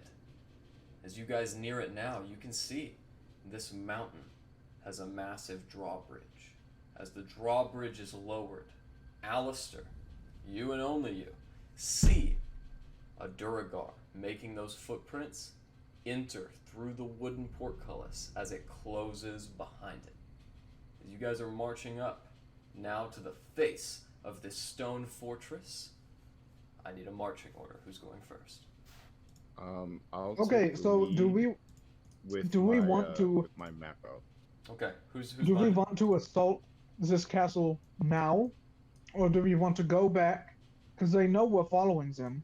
Do we want to go back, finish the night out, finish having our drinks, and then we come back here tomorrow, and then we take them by surprise, or tomorrow night, because they know we're following them right now. Or maybe we stay at the troll cavern for now. It's closer. Oh, yes, I think that could be arranged for a small reduction of your What pay. happened to the guy who was running in the front? What'd you say, Rainy? You're breaking up a little bit. And by a little bit, we mean a lot. Yes, since... Didn't hear a goddamn word. I think he was asking what happened to the guy we were with. He's still with you. He just hid behind a tree.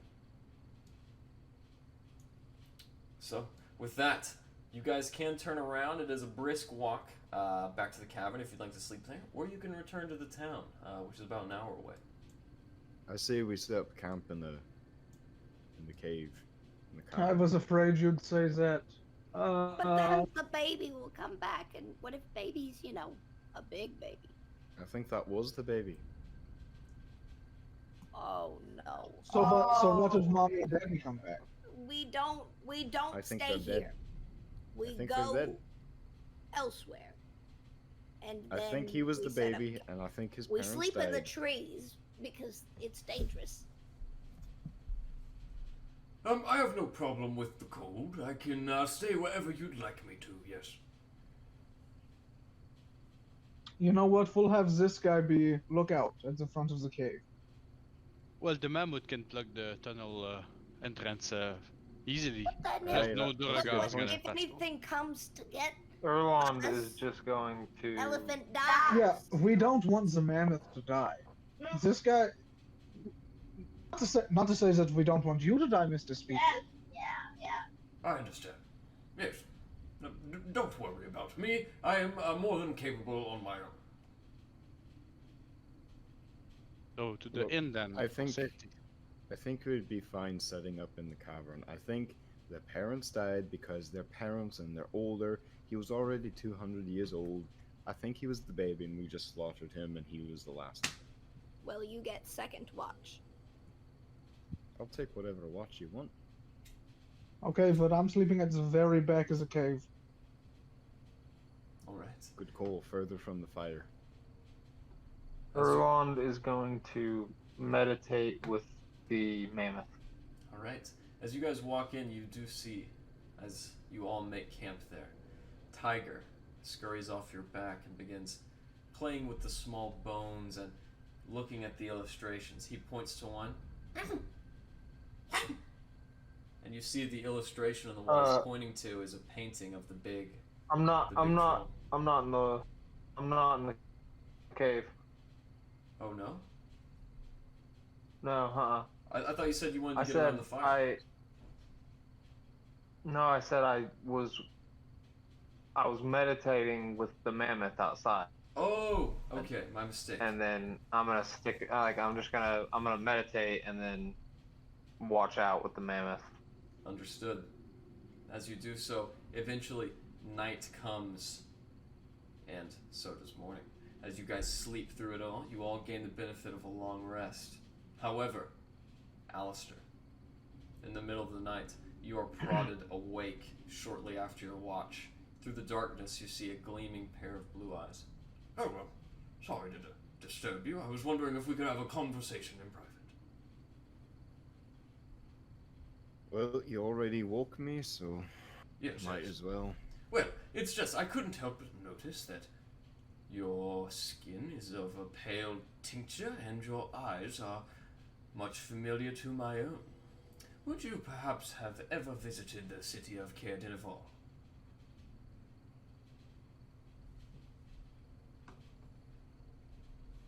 Why? What's it to you? Well, as a matter of fact, I have been plagued as of recent by a certain disorder. A disorder that I think perhaps you are familiar with. I'm going to reach up and touch the necklace around my neck. Thought so. Ah, so you are well acquainted with he. Splendid.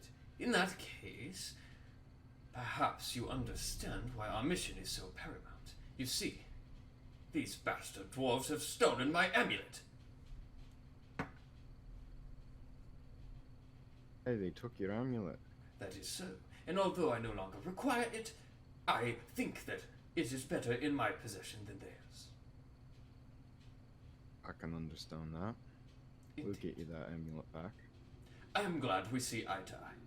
Sweet dreams. And the white dragonborn stumbles out, swigging a very full bottle of wine. As you all inevitably wake up in the day, make sure to replenish your spell slots and put your HP at full. As you guys do so, what would you like to do? I'm Does going Ariel's to. also go full? No. I'm But it is a gonna- new day, and he or she can repair themselves 3 more times. I'm gonna be studying my map I have, my bloody map. See if I can surmise any strategic advantage for approaching the fortress. As you look at the bloody map, you indeed can. The mountain itself is a high precipice that leads to the fortress. There are only 2 trails, one on either side of the bluff that's etched out in that Loch Isthmus. As you wish you could walk up either side. However, the side that you guys are on, the right side, actually has a very small guard tower that you can see etched out in the map. It's very crude, as it's been written by the dwellers of the deep, the Duergar. However, you can make out one guard tower and the fortress that's cut into the mountain. So, would it be easier to go the path with the guard tower or around the other side? It's impossible to know. However, you know that guard towers typically contain guards.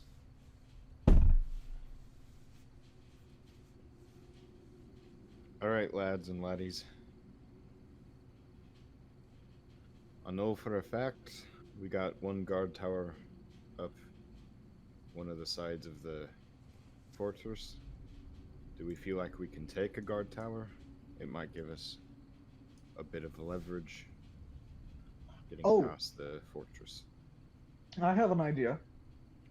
What if we take the guard tower and we blockade one of the doors from either side so there's only one entrance, and then we use that as a choke point, and then we let all the gods come to us and all the Duergar, and then we just take them out that way.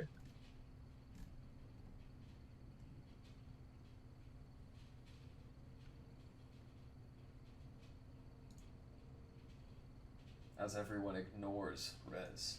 You guys... If anyone would like to respond... Well, I thought it was a good plan. I think it is too. I don't know why they let you off the hook like that. So, is the guard tower... Is it a little bit higher than the fortress? Or is it... equal? It's relatively even. The fortress itself, I mean, from this map, you really can't tell. It's a crude drawing, but they look about the same size. Okay. I'm guessing the guard tower is somewhat close to the fortress? Yeah, from this drawing, remember this drawing is of the map of Icewind Dale. It's pretty zoomed out in its perspective. However, the guard tower looks to be just to the right of the fortress. And as you went there earlier, you know that there are two paths. One on the right, and one on the left. Hey everyone, do we want to take right or left? One that we know has a guard tower, or one that's we can't be sure of? I think my vote is still, we take a guard tower, and we announce our presence and say, yoo-hoo, we have your guard tower, and then they're all gonna try to come attack us, and then we just go to the top floor of the guard tower, and wait for all of them to come and rush us, and then we just have the staircase, and we, I grew up in a castle. I know that the spiral staircases that usually go up guard towers are made so that defending them is really easy, but attacking them is pretty hard. So we take the guard tower, the watchtower, and then we wait at the top, and they will have to come up there, and then we'll have the advantage attacking down on them. First of all, how many of them are there? Do we even know? You do not. There could be dozens. There could be literally hundreds in there. My worry is, let's say that they don't care about the guard tower and they keep us locked in there forever, and they just starve us out. Oh, like that would happen. You know how many times we've gotten out of situations with rope? We have rope. We can just get down to the other side of the guard tower. Maybe they have crossbows. The crossbow you know wins what? against the snow. That is a good point, that they might actually surround the tower and then just not let us out of the tower, and they might not actually care about that. That is a really good point, Aralis. Actually, that is probably the best point. Yes, Larry, we do, but do you think we could just take pot shots at them from up top? Yeah. No, but that's a little. I know, but attacking the action. Maybe we could. Oi. What if we do a distraction? I can use Orly to scout this very morning, I guess. They seen the dark fine, so I think our best bet is going in the day.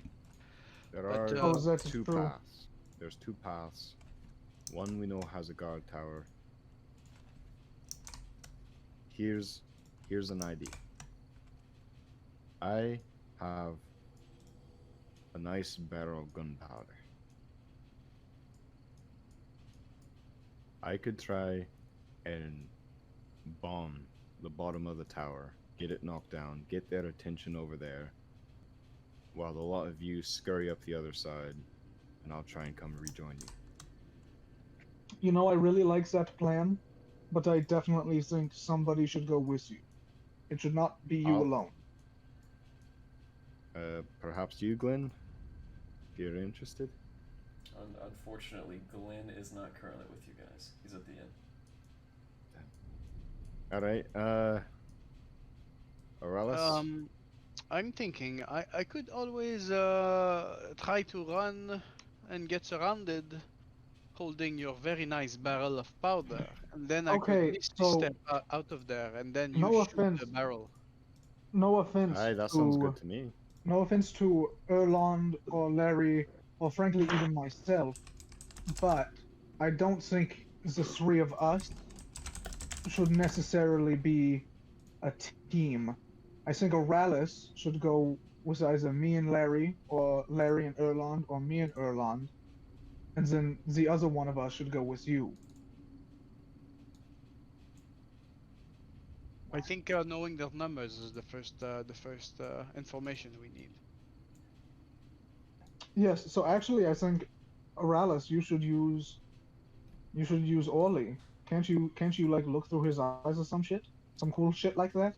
Yes, I can spend a moment, and I don't think they'll care about the white owl, so it should Um, be fine. just before that, I will show Aralis the map I have so he has an understanding of what to be looking for with Orly. Alright, Aurelis, as you two look at the map, it is a blood-stained map of Icewind Dale with 3 X's. One is drawn at East Haven, one at Caer Konig, and one all the way at the back of this mountain that you guys are nearing.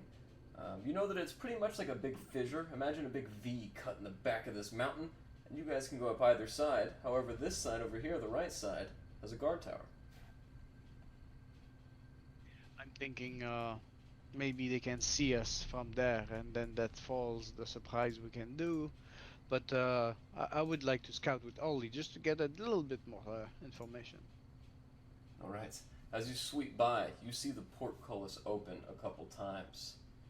However, you don't see anyone enter or leave, just footprints appearing in the snow.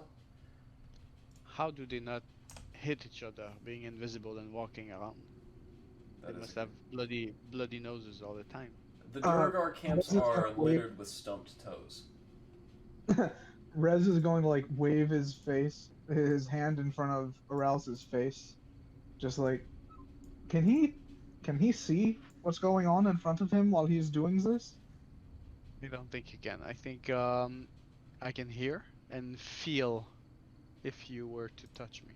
As a matter of fact, my ex-wife used to do this very often. You can't see anything. Oh, can he hear? And I yell in his ear. Ah! Not yell, but like, I speak a little loudly, like right in his ear, because we're not trying to give away our position, you know. I just go, ah. Oh, deaf and blind. He Deaf can't. and blind, Ah. Enjoy that while you can. Just make sure you're not caught. I wet my finger, and I. Oh, he can definitely feel that. Yes. And I stick it in his ear. If I could, I would actually bang his nuts from the side he should be. Sure. As you guys watch Rez racked through his fabulous trousers. Oh God! I'm sorry. It was very wet and discomforting. Right in the crown jewels, yes. Oh God! In the Caer Konig. I liked that one. That was yes. It was so worth it. Oh God! Oh, you really got me. So, with my slight military expertise, would I be able to guess with the traces in the snow how many, if they're 10, 20, 50? I will say with your military expertise, just sizing this place up, you don't think that this place could possibly house any more than 20 Duergar. It could house hundreds, but they wouldn't have an optimal position on the battlements, and that's what you're making your determination based on, the size of the battlements. And I see bigger traces of ogreish looks. Oh yeah, yep. There are traces of ogres. However, you don't know how many there are. Okay. One more thing. Go ahead and make me a perception or an investigation check. This is something that Orly would see, but you yourself would have to have the discretion to really interpret. Okay, he's got. Hold on, I'm in the sheet. He's got advantage with keen senses. That's a natural 20. So, as Orly sweeps by on Orly's return, you see that guard tower. It has no discernible entrances. The base rises from the bottom to the top where the mountain is etched, and there's not a door on it. As a matter of fact, the only entrance you can see, aside from the arrow slits, is that big portcullis. So the entryway would be there. Indeed, and about this time, Orly would return. Okay. I'll share all that with the crew. I have an idea that is based on all of our ideas so far at this point. So here's what we do. We we go with Alistar's plan of someone sneaks up to the watchtower. So the watchtower is on the same side that the portcullis would drop down to, right? The portcullis drops at the center, and the guard tower is juxtaposed to the right. But if we were to... Is it on the same side? Okay, so the castle's on the opposite side of this cavern, of this, like, trench, so that right? big fissure trench is at the base of the fortress. The fortress is actually above it, overlooking it. And then there's a drawbridge that goes across the crevice. No, not quite. The drawbridge just extends in front of the fortress, and actually at the end, if the drawbridge was extended, that would be the beginning of the precipice. And the watchtower is on the other side of the crevice, correct? Well, depending on what side you're on, the other side, it really depends. It's on the easternmost side, which is, you're right, if you were approaching it. So is it on the same side as the castle, is what I'm asking. So once again, the fortress encompassed both sides of the fissure. The fortress is on the east side of the fissure. Both of them are located above it. Okay, so here's what I'm thinking. We blow up the bottom of that watchtower, and then we hang out near... Like, we hide near the drawbridge. And then when they come out to go investigate the tower collapsing, we pick a fight, and then we fight our way into the castle. We get onto the drawbridge as soon as possible so that if they start closing it, we are in the castle when it closes. So we try to take the drawbridge as fast as we can after they start pouring out, and hopefully, and preferably, we will wait until they are like all off of it, and then we'll rush onto there, and hopefully take the fight into the castle as fast as possible. Yes, I think I like this plan. Well, shall we be off? Well, I personally, Mr. Speaker, would like to hear the opinions of my teammates on this plan, see if they see any glaring holes in it like Oralis did in my first plan. Oh, yes, sure. Well, be my guest. I'm ready to blow something up, knock down a tower if it be possible. If we need a diversion, I'm thinking Orly could drop maybe a alchemist fire flask from the sky. That could be opening up. That is brilliant. So we place the keg in the position, and then we have Orly take the alchemist fire, drop it on there, big boom, plus the alchemist fire itself. That is a brilliant plan. Or we keep the thing to hurt the Duergars if we can. That is also true. I don't think Orly can drop the barrel. He's not strong enough though.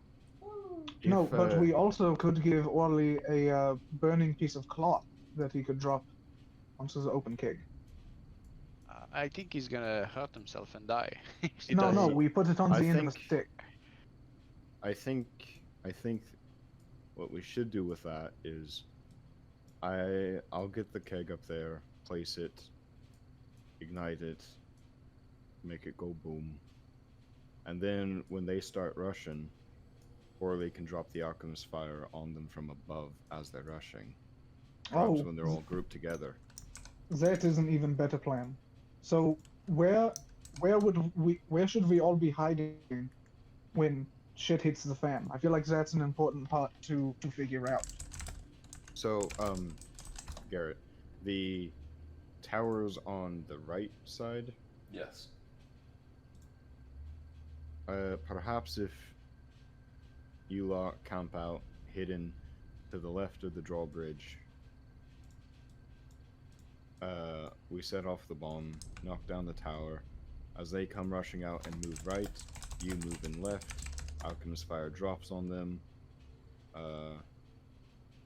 The sooner we can get in the castle, perhaps we can raise the drawbridge and shut some of them out, reduce how many people we have to fight.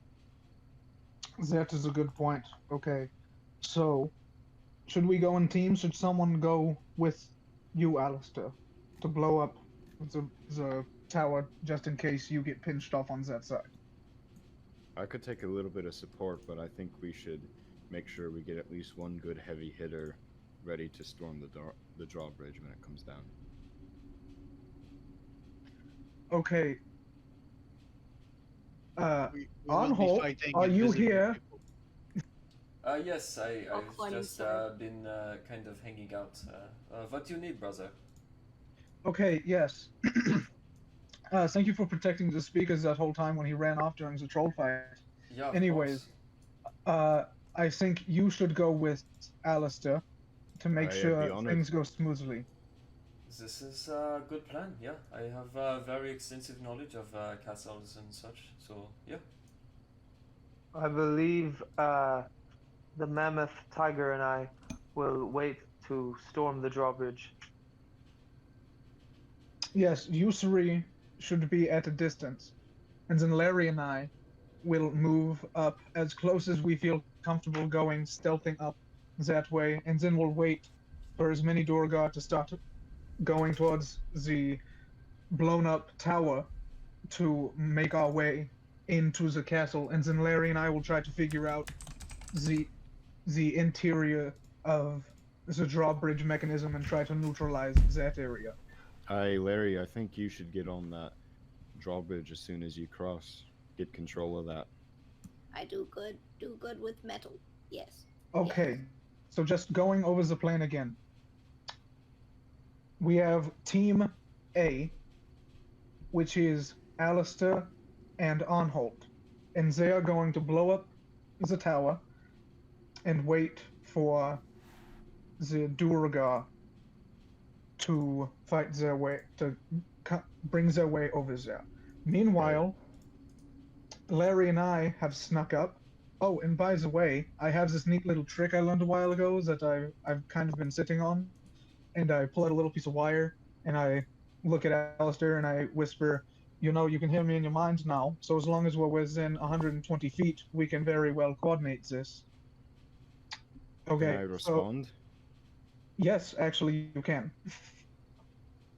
You're a bitch. That checks. Anyways, so Team A, Alistair and Anholt, go up to the tower, bang, Trovus. blow it up. Bang, blow it up, and then wait for the Duergar to come out. Meanwhile, Aralis, I think, should be hanging out with Erland on the Mammoth with Tiger, Team B, hanging out a little further down so they're not as easily spotted. Controlling your bird, holding the Alchemist Fire, waiting for the Duergar to come out. And then when they do, splash with the Alchemist Fire. And once you do that, I think that should be when you guys run up and charge on the Mammoth. And then, before that happens, right after they run out, Larry and I, Team C, will run in and try to figure out how to seize control of the drawbridge mechanism. Does that sound appropriate? I can try and hold their attention with Garrett is in his mind thinking, that sounds like a great plan. Yeah, hey, to be fair, I think this is the most in-depth plan we've ever made. Well, after the bombing, while they're charging, I can take shots at them to try and hold their attention, give you guys a little bit more time. That would be absolutely incredible. So Larry and I should definitely be sneaking along, be as stealthy as we can. You guys draw their fire, makes them think that the battle is happening out here, and then in the chaos, Larry and I will move in, seize control while they're distracted. I think this is a tight, solid plan. And any objections? Any comments? Once all of you are across that drawbridge, start bringing it up. I can try and get me and Arnholt across with the grapple. My concern is if they circle you, Alistar, you guys may die. Also, we're fighting invisible creatures, so Aye, but taking I can shot. see them. I can see them. No. Here's the brilliance of the plan. The alchemist's fire, when you drop it on them, will probably kill some and maybe mark the rest of them, and then Aralis, you and Erlond approach like charging in on the mammoth. It's instead of Alistair and Onholt getting surrounded by them, you are then pinching. God, I cannot speak. You are pinching them, doing a pincer maneuver on them, and getting on both sides of them and flanking them. You know. So, and I've still got the grapple, so me and Arnholt can try and get across the cavern if they get too close to us. The alchemist fire is only a small fire, so it's gonna hit just maybe one of them at a time. So if he was to drop two, it's not going to be much more than a distraction, or maybe we'll be able to see that one. But then you just look for the ones that it hit, or where the clump of footprints are, and you guys on the mammoth charging in. They're not going to expect people on a mammoth. You're casting spells at them. Erlon's casting spells and throwing things, and then the mammoth comes and charges them. They'll be pretty revealed then when they're all beaten and bloodied. Listen, they're not going to be expecting this, you know? And does the mammoth fit in the castle? Because if he stays out in the open and we go in, he's gonna die as well. Okay, that's a fair point, but the mammoth is critical in this plan. You guys trample all of these Duergar, and maybe we can fit him in like the courtyard of the castle. Does he fit in the castle from my scouting in the doorway, Garrett? If he fits in the portcullis, which I'm looking at now, he would. It will be a tight fit. But he could. A fit nonetheless.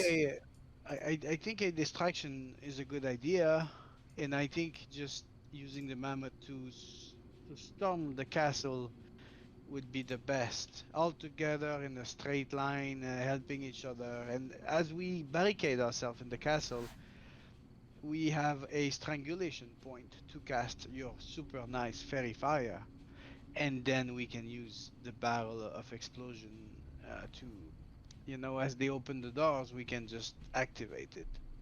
We gotta get that we gotta get the drawbridge down. We Yeah. gotta get the door open. If we do that stealthily and then we rush in, I think this is a safer plan, being all together, adding our resources. And, but the ultimate plan is us being together. We start out separate, and then the fight goes. I'll bomb the tower, and you lot charge in a line. And then, using the grapple, me and Arnholt will cross. You guys witness Trovus downing his bottle of wine, takes the bottle away from his mouth, and a couple drops fall out, indicating that's empty. Alright, I'm ready. Okay, so the new plan, I need to double check for myself, is Alistar bombs. Well, I need to double check for myself so I don't fuck anything up. Oh yes. So please, Alistar, please. Alistar bombs the tower with Onhold, and then the rest of us on the left side. All of us charge up at once after they start coming out. Is that what you're saying, Aralis? I think it's the best plan as far as we can go. Well, it's a lot simpler, but I'll do it. Yes, the mammoth should be able to squeeze in, and then we can barricade and hold them there, and then use your fairy fire as they open the doors. Don't forget there's ogres in their group, so it's going to be quite. Should the mammoth go first to push in, so that it clears the way for you to walk in? I believe so. Erlon needs to be talking to the beast to direct it very well. I think you can be one of the I think I can cast a Speak with Animals. And don't forget Ariel. I'm already on it. Can I go ahead and use repair? Or Can I use mending on Ariel? Sure, you can cast the mending spell. I'm gonna help Larry, and I'm going to use mending. And yes, Larry, to answer your question, Ariel does gain 3 repairs at the beginning of each day. Okay, yeah. All right. So if they receive the mending spell, she replenishes enough health to meet a cure wounds. So Larry, roll 2d8, or sorry, Alistar, roll 2d8 and add your spell casting modifier.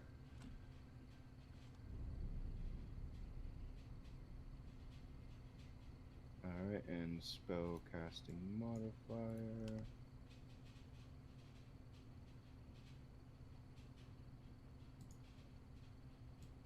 Should be a 6. I might be wrong. I think yours is a 6. Alright, yeah. Larry is, or rather, Ariel is at full health. 20. And I believe we are ready to embark. Why, thank you, Alistar. So, without further ado, the 2 teams encroach onto either side. As you guys inevitably come within sight of this castle, you should be able to see your tokens on screen in relation. Alistar, Arnholt, and Trovus are approaching the massive tunnel in front of them to the east. The rest of you on the west surrounding the mammoth. Does anyone have any questions about their character's position? I think Rez probably doesn't see a lot. Not at all. To the northeast, Rez, you can see the gleaming light that is pushing its way out of the guard tower. And to the north, Rez, right around the corner of the precipice, you can also barely make out what appears to be arrow slits to the north. Now, as Team A pushes up, Arnholt, Alistar, and Trovus. Alistar, what would you like to do? So I'm guessing the tower's over here-ish? Yes, as a matter of fact, you are currently looking into the tower right in front of you, and behind it, you see a still pair of purple eyes that gleam back. Can I tell if it sees me? If the eyes see me? Go ahead and make a stealth check.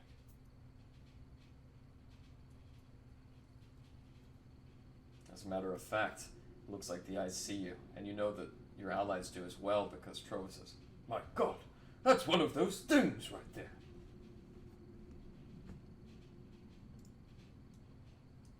Lads, this is the crucial part. We gotta make a big, loud distraction. Are you with me? Yes, my brother has entrusted you with this mission, and I will not doubt his decision-making, so be my guest. They no doubt see me. If you can give me cover while I get up there to place the package, then we can blow it and start the mission here. Okay. Are you ready? Yes, I am. Alright, I'm going to wait for them to start, like, either shooting or causing some sort of disturbance to hold their attention. Arnholt walks up to the gate before he can. Trovus comes up. "Hey, you!"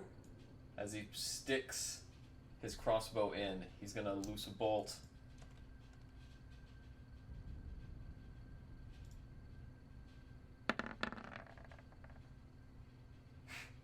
It completely misses, and the Duergar goes invisible.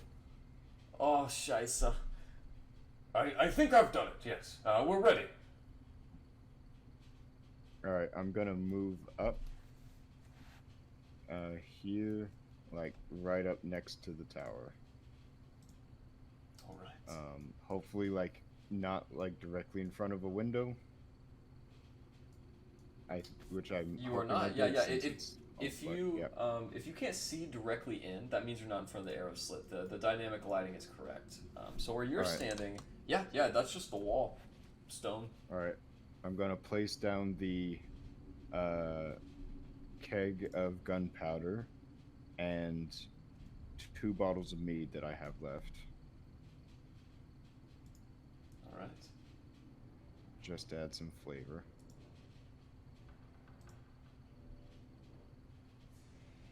Okay. As you do so, getting it all prepared, Arnholtz looks around. I think if you put it a couple to the right, it will knock out this cornerstone right here. Hey, good eyes on you, and I'm gonna shift it. As you do so, you've got it right in that point. So you've got the mead, you've got the keg. What are you using to ignite it? If I fired my force ballista, would that ignite it, or would that just... Unfortunately, it wouldn't. There's no ignition in your force ballista on its own. So it would have to be something else. What about just your pistol? It's black powder. That would work. I'm going to run back to here. And I'm going to run back 15 feet, and I'm going to fire my flamethrower right onto the keg. Okay, as you run back 15 feet and turn around, just in that time, a large projectile is flung through the arrow hole and lands at your feet, missing you.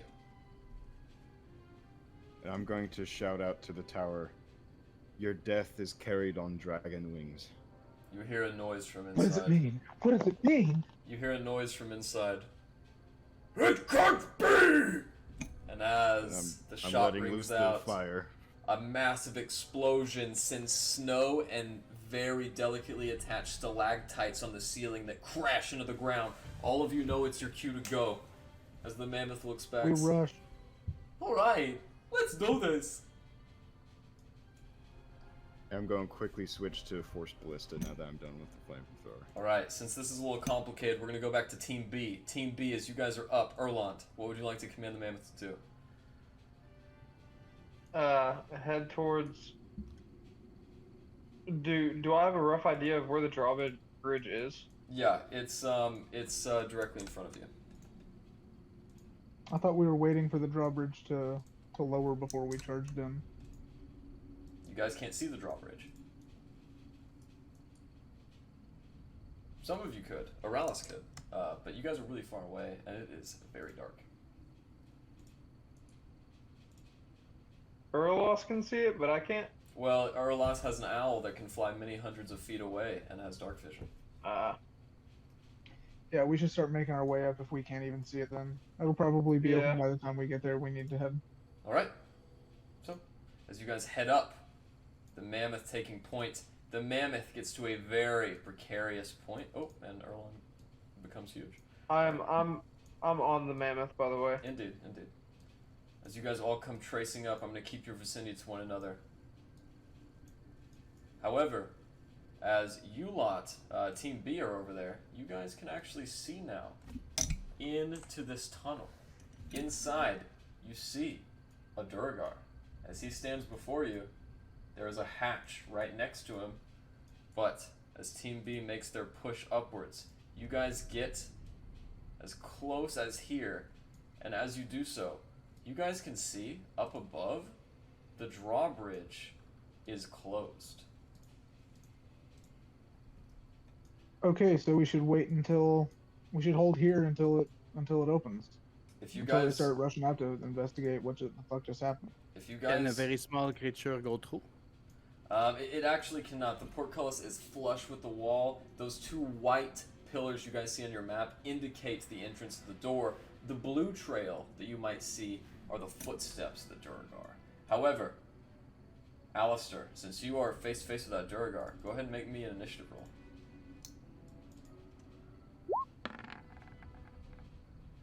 Okay. And Larry cannot go through the portcullis, eh? She cannot squeeze in. No, it is flush with the wall. It is a massive piece of wood that is raised to the height of the entrance here. This Duergar is going to unleash a crossbow on you, Alistar. Does a 19 hit? Oh, sorry, does a 17 hit? I'm using shield. Alright, as the crossbow bolt breaks, Arnholt and Trovus run in, right in time for this Duergar to run into this hatch, where he drops down and disappears. Now then, Alistar, What would you like to do? So like the tower's like all blown open. This Yes, is all yep. open space. Yep. I'm gonna follow and charge in. All right. As you get to about there, before your feet run out, you can see below the hatch is a small, dimly lit area with what looks like a giant green mushroom that emanates its own light. Go ahead and make me a Constitution saving throw. Oh no. As the fungal Fucking spores Underdark shit, dude. infect your throat, you narrowly stave off the infection as you release some very crooked coughs. Arnholt and Trovus are getting affected with it as they accompany you. And Team B, are you guys still holding? I will, since the portcullis is wooden, I will cast a crate bonfire right on top of it. So 5 feet of the lower portion of the wall is gonna start igniting somehow. Yeah, and you guys do Can that witness create with this. light on the map, please? Sure. Where would you like to create light at? Yeah, I think right on the wall on our side. So yeah, here. If you guys look forward, you should be able to see the light being originated from that campfire, as it is slowly cindering the wall of the portcullis now. You guys witness the portcullis drop, and nothing comes out. As it does so, those of you in Team B can barely make out what is inside. Okay. Do we see any footprints yet? You do, however, they appear to be the old footprints and are leading inside the portcullis. I think, is everybody ready? I think this is our chance. Yeah, can I, like, hold on to the fur on the side of the mammoth and hold a fairy fire for whenever I see footprints, Duergar, anything coming out of that portcullis? As a matter of fact, the mammoth is a huge creature, so you can all ride the mammoth except for Ariel. Okay, I want to be like holding. I want to be like mobster style, holding onto the side of a car, like doing that on the side of the mammoth, and holding a fairy fire in one hand for if I see any movement over there. Understood. Yeah, and Rez, as you look forward in the darkness, would you guys all like to get on the mammoth with him? I will. Erlon, are you? Will the mammoth fit inside Yes. the portcullis? Yes. All right. Well then, yeah, we're all gung ho. I'm leading the mammoth in. All right. As we are able about to cross the fire, I'll drop concentration at that time. Okay. As the mammoth gets to the entrance, we're gonna say that you're all on it. Go ahead and move your tokens up to the mammoth. Could I be in like Ariel's chest instead? Sure, if you'd like to, but Ariel's only gonna be able to make it about this far. Okay. Well, then mammoth it is. All right. As you go with the mammoth, Ariel is lugging behind, trying her best to keep up. She's a little slow, but nonetheless makes it. And we're gonna leave right here while we go back to Alistar and Team A. Alistar, as you look down, would you like to go into the hole? Yeah. Alright. As you do so, you see beneath it is a massive cobblestone tunnel, which I'm going to indicate by unveiling these white serrated lines on the map. It leads straight into the mountain where the fortress is. It is 20 feet long, so it's going to take all your movement to pass it, and it's 10 feet wide. If you'd like to, you and Team A can get to the other side where another hatch awaits.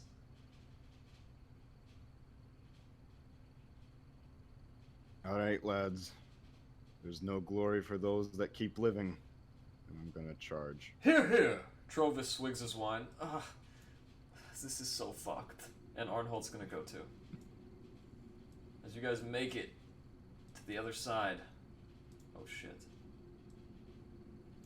Trovus immediately just hits the hatch and goes up. Arnholt kind of waits for your move, Captain. What would you like to do? I'm going up through the hatch with him. Alright, Arnholt goes too, and as you make it up, we're just gonna put you... That's okay, I know you don't know where it is. We're gonna put you right there. Yeah, I'm blind. That's Alright. fine. Awesome. There you go, and that's where Team A is gonna be, while Team B makes its grandiose entrance. So, Team B. Erlond, was waiting until you got done with Team A. Go Erlon ahead. wants to prep a archer, knowing that we're about to go into battle. Like, All right. go ahead and change into his archer form as we're storming in. As you do so, you can see one Duergar is uncloaked, winching the battlement with a huge windlass as he brings down the portcullis. You can only see him, and as the... What would you like to take the mammoth inside? Yeah, I want to try and burst through there if we can. As the mammoth swings by, you guys realize this entrance is a little smaller than you thought. You're going to have to duck to avoid getting your heads hit. Everyone, go ahead and make me a dexterity or acrobatics check. Who's on the mammoth? As the mammoth leads right in, straight in, and bellows mightily with its furry trunk. You guys are all inside. As you guys make it, you finally gain a glimpse of what is creating that sickly mushroom brew. As you guys do get inside, you look around. There in the darkness, 3 Duergar await. In the cave, or in the cage rather, is an ogre with decaying, revolting skin. As you guys make it in, can that trigger my fairy fire when we walk in there? Sure. Yeah, I'm sorry. Where'd you want to hit it at? So my screen is pretty dark. I don't know if it's more lit up in here than it actually is. Because it's like weirdly dark. I've got weird patches of light. That's not good. You should be able to see some dim light as the mushrooms emanate light in here, Rez. Okay, and you said I could see a cage somewhere. You cannot. Everybody else can. Okay. Yeah. Yeah, that's actually, Rez, Well, I'm looking at it now. Do you see the mushroom in this corner?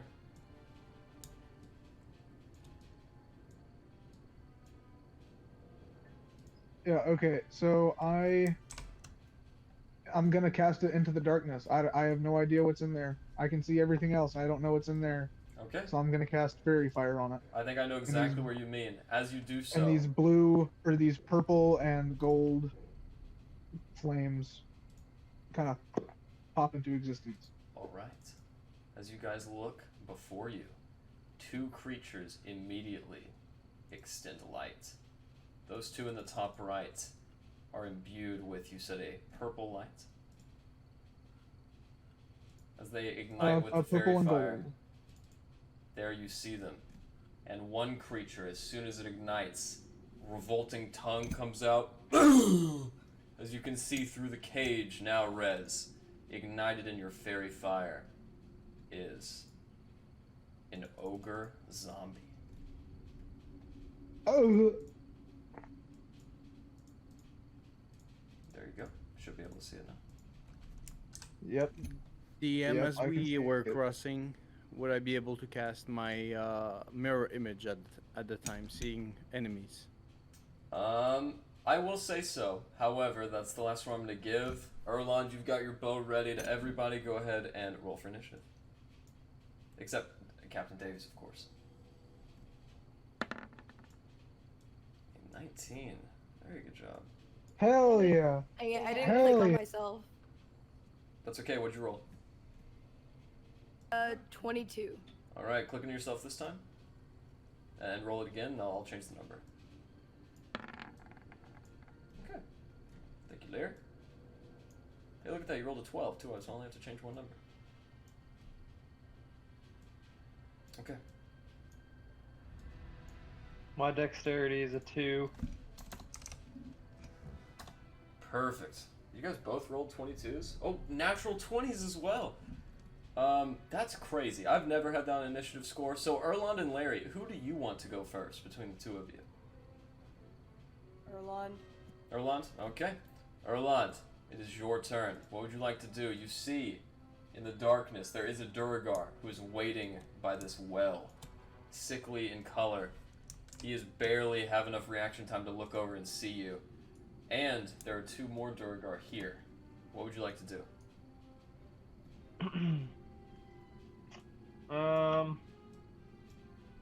Let me check damage on this one.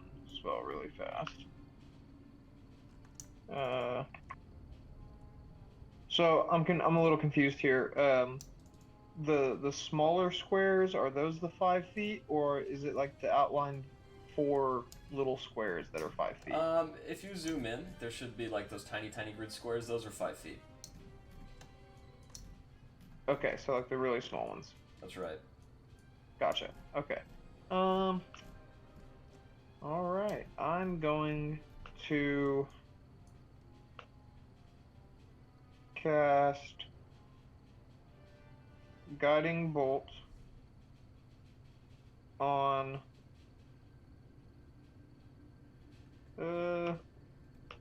this Duergar. Up there? Okay, yeah, go ahead.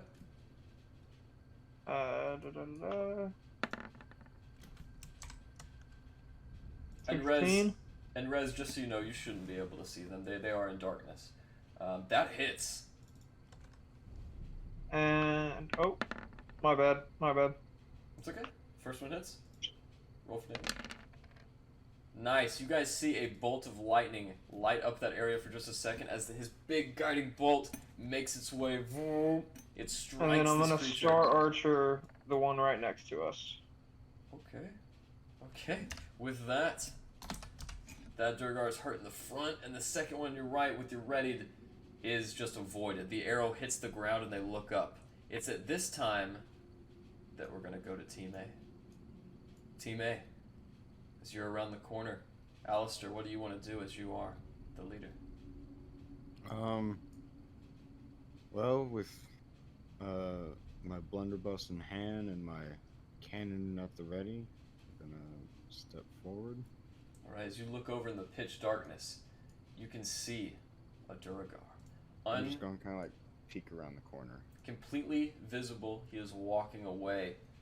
At about that time, another Duergar comes out of comes into frame, and he says to the Duergar in front of him, a deep undercommon tone. Even now you can overhear the whispers as he says, "We're coming. They made it through the tunnel. They'll be here any second. We must warn the master." At about that time, he takes his leave, and the Duergar to his right join him. However, before they can walk away completely, you see them. What do you want to do? I'll quickly step out, and I'm gonna take a shot on this one. All of you in the main keep, you guys hear a shot ring out. As it does so, Arnholt and Trovus join you. They are going to roll their initiatives as well.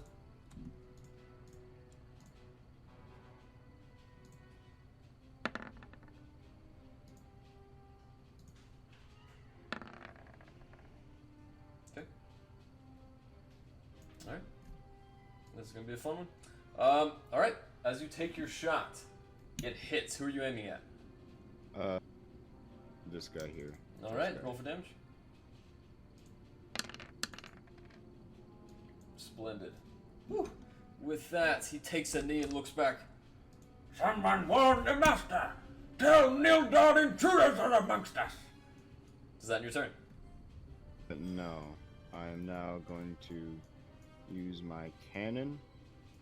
However, this one is going to be on Bjork. Borge? The Brojic, but it's fine. I'm going to use it on the uglier one. Aha! Alright. 22 to hit, that hits. And as it strikes into his body, he kneels down with that 14 damage. They're both hurt, but we are going to go... I believe he's pushed back 5 feet as well. Is he? Does he have to make a saving throw? No. Alright, well he gets closer to his destination. Yeah. And unfortunately you don't have a turn. This was just my de facto giving you a turn. So, we're going to go back to the real initiative, and Larry, it is now your turn. What do you want to do? As you guys hear 2 massive gunshots echo around the corner. Oh yeah, I'm ready. Ariel could be in there by now, right? Unfortunately not. At the beginning of your turn, because you guys just ran in, she is lagging behind. However, with your bonus action, she can get 5, 10, 15, 20, 25, 30, 35, 40, and get right beside the mammoth with the rest of you. Okay. And are the ogre zombies in the cage or on the cage? There's one ogre zombie, and he is in the cage. Okay. I'm gonna take a shot at the Duergar next to me. Sounds good. Yeah, I'm gonna go with my crossbow. All right. It's just a little too dark, and the crossbow bolt misses wide. Oh, you just wait. Hula flee. Those of you who can speak Undercommon know he says, Where did that come from? And that ends my turn. all right. Trovus is up next. He, inside the booth with you, Alistar, taking your lead. Good shot, lad. Just gonna follow up with one of his own as he unveils a musket of his own. 13 misses. And we go to Aralas. Aralas, what would you like to do?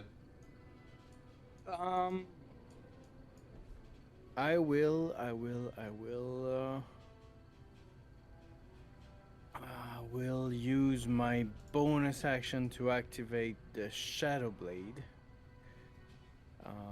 That's that.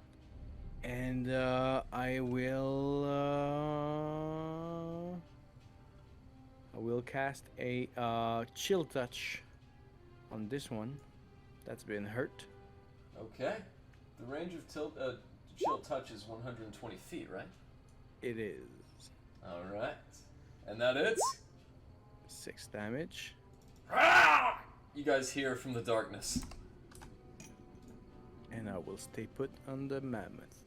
Alright. Beyond those two Duergar, all of you, including Rez, if I'm not mistaken, can see a purple light, which changes into blue and then red, much like the stolen lantern. And, with Aralis' turn over, it is the Duergar's turn. This Duergar, in the northeast, is going to appear out of invisibility. So are his 3 friends to the south. As they all appear, they are going to begin a series of attacks. In unison, signaling their battle strategy that they prepared before, they are going to begin growing to an immense proportion, increasing their size to large creatures. As these 3 Duergar grow and grow and grow, they are going to release javelins, not aimed at any of you, but aimed at the mammoth.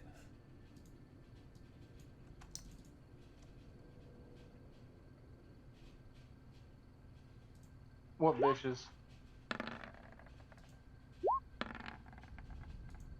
Hop off my mammoth.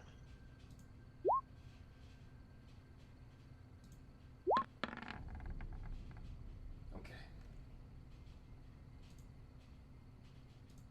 A Did we mammoth. break Garrett? Can you guys hear me? Yeah. Yeah. Okay, cool. You were cool. quiet for a long time. But Yeah, I was calculating some numbers. Okay, so with a 13 AC, all of them hit. Oh, I don't God. believe you. That's okay. You can wait for the recording. Ah, fuck. Ignore that. There's no such thing as a D7. That's 10 damage. That's 6 damage. That's 16. That's 11 damage. That makes that 27. That's 13 damage. That puts it at 40. And I actually missed one. One of the guys did in fact miss. So with that, the mammoth takes a whopping total of 40 damage as he is hit from all sides. Hold on, we're going down. Not today. We're going down. Oh, in an earlier round. God, you really are a poet, meant to play the bard. Going down, swinging. Going down, Duergar town, and that's going to end those Duergar's turns, as these ones that you've been firing from the darkness are going to get right about here before ending their turns. With that, Rez, what do you want to do? Okay. I'm gonna jump off the mammoth and move, and as I do, I'm going to inspire. Who shall I inspire? I'll inspire Erlond. He seems like he'll use it. I'm gonna run over here.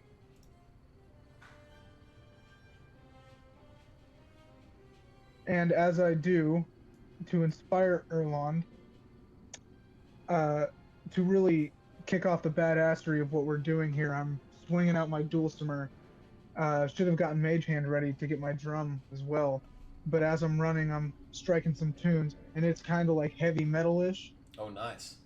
And I just get around over here, and I sing, stay back here, devise a plan, dive into the mushrooms against all odds, infiltrate, storm the gates, storm the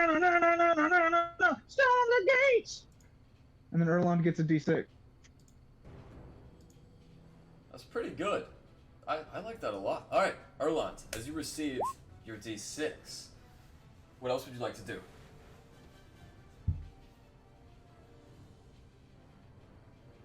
Is that your turn, Rez? Oh, right. Sorry. And then I want to use my action, because I don't want to drop Fairy Fire. I'm going to use my action and shoot this Duergar Hammerer. Alright. He is the smallest enemy on the screen, that's for sure. Whew. Unfortunately, that flintlock swings wide. Through the raucous sound of your own performance, you distracted yourself. I was too good. It really was too good. Natural 20 performance check without having to roll. But, is that your turn? Yeah, and then that'll end it. As Arnhold's turn is up, he's going to extend a bow forward. Alright, hopefully this works. And as he shoots off a crossbow of his own, 22, he always hits. 6 damage, and he gets another. Unfortunately, that one misses wide, but he almost brings down this Duergar on the left to heal. As he narrowly kills it, I just remembered I forgot their turns. They are going to run to the other side of the room, open the door, and I accidentally made him an awakened white moose. Whoops. He's going to make it out to the other side, and that's where he ends his turn. This fellow is going to try to do the same, but he's only going to get to there. And with that, Alistar, what would you like to do? Alright,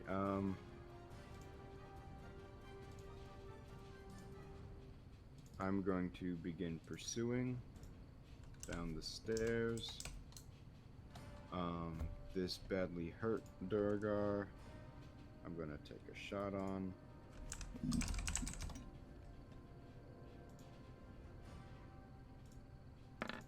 Oh, that hit. I don't know how this couldn't kill. Woo! How do you want to do this? Just as he's struggling, bleeding, trying to run away, I just want to blast a bunch of holes in him and have his just lifeless corpse drop to the floor. Blood splattered everywhere. And it does so. Good shot, lad! And with that, what else do you want to do? So the other guy ran out this door over here, right? Mm-hmm. That's right, and he shut it on his way out. You know what? I'm gonna shoot the door. Okay. I'm hitting it with my Force Ballista.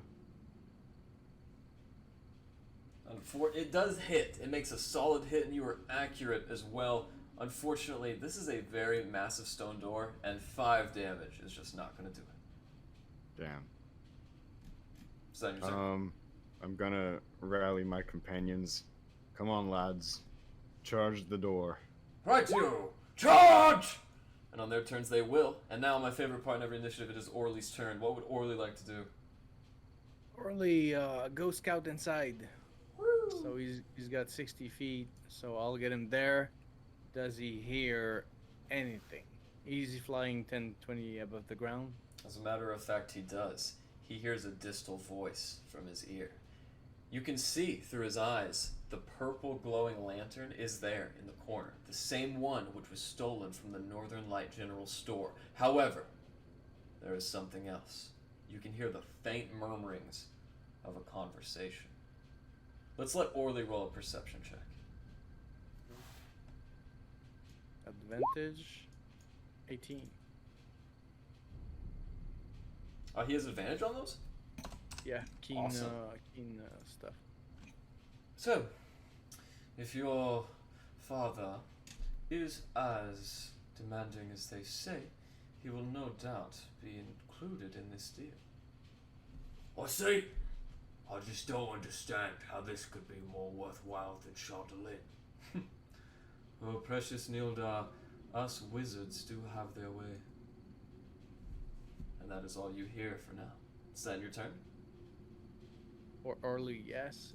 Did I make out any of the voices, or did he? Because I was not through him at the time, so he relates to me telepathically. You made out the voice of Dazan. Okay, end of turn. Erland, it's your turn. What would you like to do?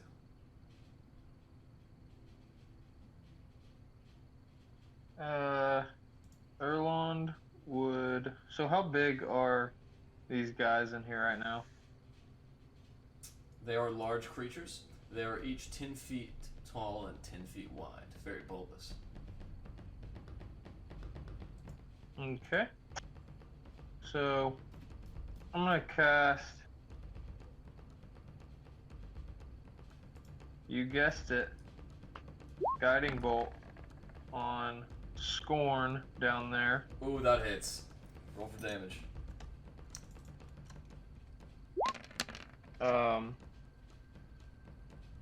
And Nice. then I'm going to do the same old archer again. And that's it, who? Scorn. Unfortunately, that second one misses. He's a little savvy, and as the guiding bolt sears into his flesh, he ducks beneath the arrow. And then,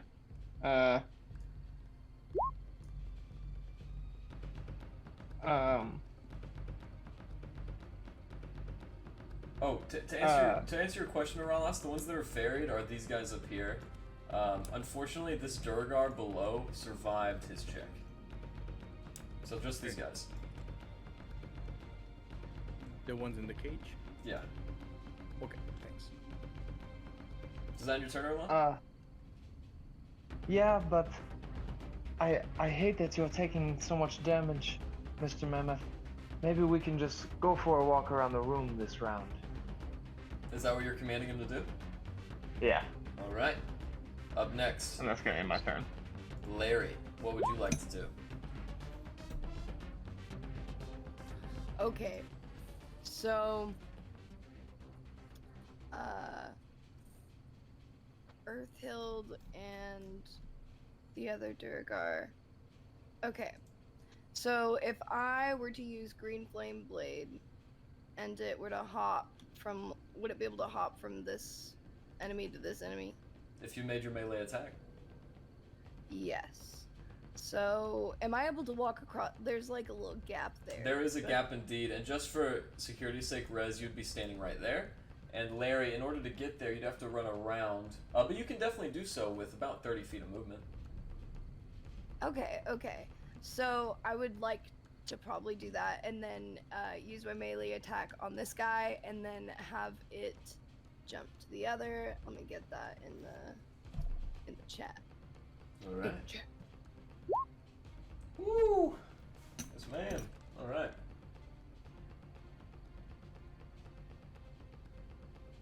All right, yeah. So go ahead and make your melee attack when you are ready.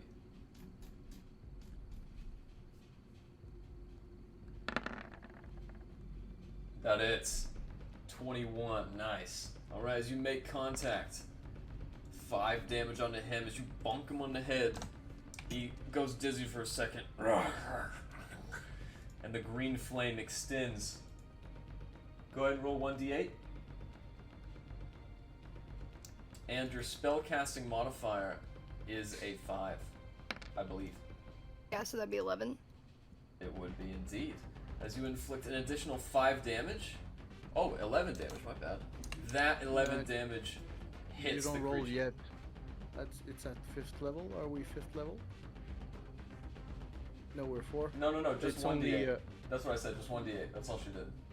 I don't think there's 1d8 yet. It's just Oh, your you're ability. right. You are right. It just takes damage equal to your spellcasting modifier. Which is nice. Which is Okay, still, Need to be standing here also. still more than nothing. independently. Yeah. All Do right. I need to be in range of both of them? Yeah, you do, but that's okay. The fire can extend if it's in range. So it Yeah. it is. All right. As you deal damage to both of them, well done. Is that your turn? And then I'll have Ariel. Would they be able to come and make an attack on this Duergar? Ariel. Oh, which Duergar? Sorry. The hammer next to me. That Sure. one? Yeah. As Ariel goes up there, you guys see this hammer has a very similar chassis to Ariel. Same size as Ariel. He has a hammer of his own. As the Duergar brings up his hammer, Ariel knocks it out and comes down with her own. Go ahead and roll her attack. That hits. Roll for damage. 4 force. Woo.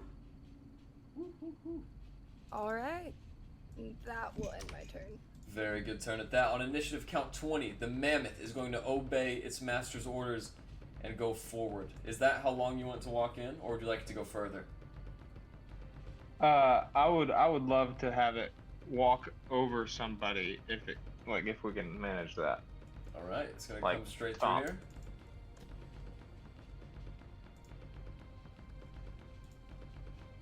It's going to bring its foot down directly on this mother. And in one fell swoop, that mammoth kills that Duergar. You hear a crunching of bones, organs, and metallic artificial armor that covers the hammerer's body. He is no more. As the mammoth ends right there, not taking any reaction, all of you, except for Rez and Larry, are with the mammoth. So that's Ross and Erlon. Up next is Master Trovus. Master Trovus is going to accompany you, Alistar. Oh shit. Chunky He got Trovus. wide. Oh, he got real wide, yeah. Should we just leave It's all him that like wine. That's right. Speaking about all that wine, I was pretty proud of this token, so now you all have to look at it. How about that, huh? How about that? Oh, that looks good. Alright, Arnold's right there. And we'll just say that's their turn. Now, Aralas, it is your turn. You have the fire activated. What would you like to do? What do you mean by the fire? The campfire is still active at the front of the portcullis. Oh no, it extinguished as we entered Thank you for that. to prevent damage. So I think I'm gonna Legolas slide on the side of the beast while casting my blade song as my bonus action, and I will attack with the shadow blade. This one dude here, using the booming blade. I think it's going to be overkill, but Hey, you never that's know. what I'll do. Yes, so shadow blade, triple advantage. So that's 24. 13 psychic. How do you want to do this? I'll just slice his shoulder down. As you slice his shoulder, his massive armored hammer falls off of his body.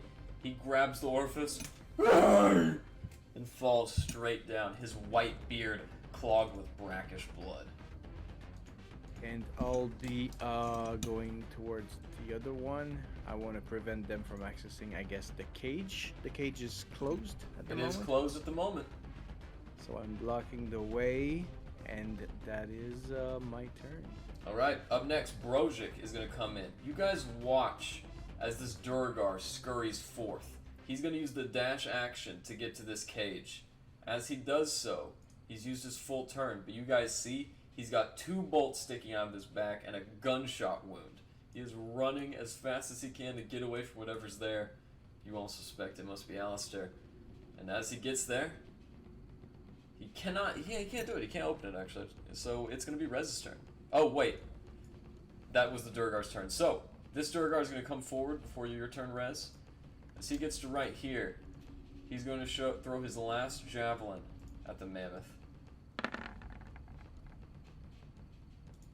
How rude.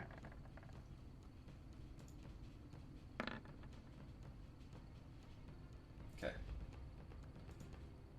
2 of the Duergar managed to hit. The mammoth takes 22 piercing damage as you guys hear it roar in pain.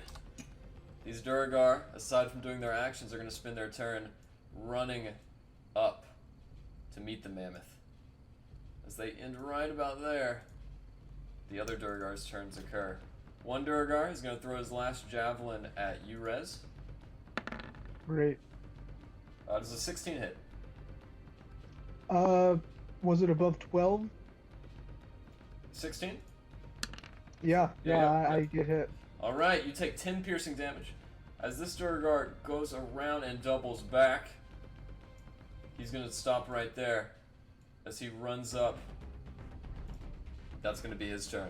Arnhold's turn is already gone, so that means it's Rez's turn. Rez, what do you want to do? Can I jump this gap and get over to, like, just about the entrance of this hallway over here? Sure. Go ahead and make me an athletics check. That's a 5-foot jump. Alright, Rez demonstrating some uncharacteristic athleticism. You leap that gap and land on the other side. Okay, so I want to be about here. Oh, with your movement? I'm sorry. My bad, yeah. Yeah. And then I want to cast... I'm going to drop Fairy Fire, and I'm going to cast Reduce on Ruvik. Alright. Does he have to make a saving throw? Wisdom? Constitution. Thank you, sir. Unfortunately, he is unfazed. I pull out my oldie but a goodie and just say, bit. Are you going to use cutting words? Alright. Dang. 4 damage with the cutting words, I believe? No, 4 off of his roll. Ah, okay. In that case, you watch as he turns back. And he begins reducing. It has succeeded. Fuck yes. I'm gonna wait over here and just say, hey guys, make sure that you take out this guy real quick. Alright. And his damage is reduced by 1d4 every round, or every attack. That would be true if he wasn't already enlarged. So his damage is still reduced, but not an additional d4. Oh right, yeah. So it's just his normal damage, I guess. That's right.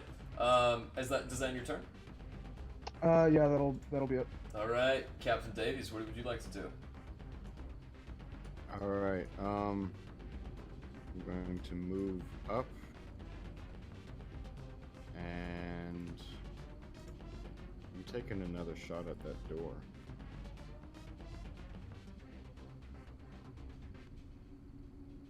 Yeah, some more damage. It is a stone door.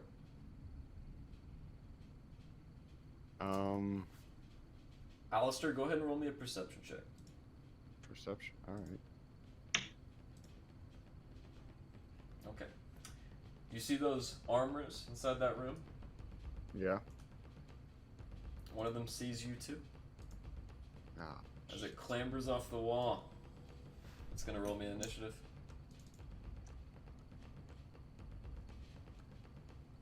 The silent killer, this piece of armor floats in and gets its turn. However, it is still your turn. What would you like to do? Well, I'm definitely shooting it. Okay.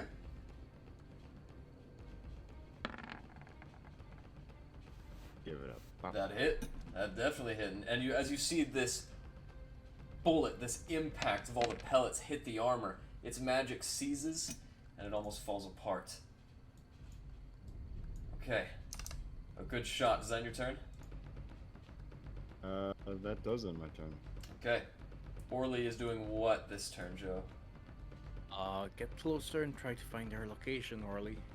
Alright. He's gonna peek into the corner if he can see or hear anything to get their position. I'm sure it's nothing.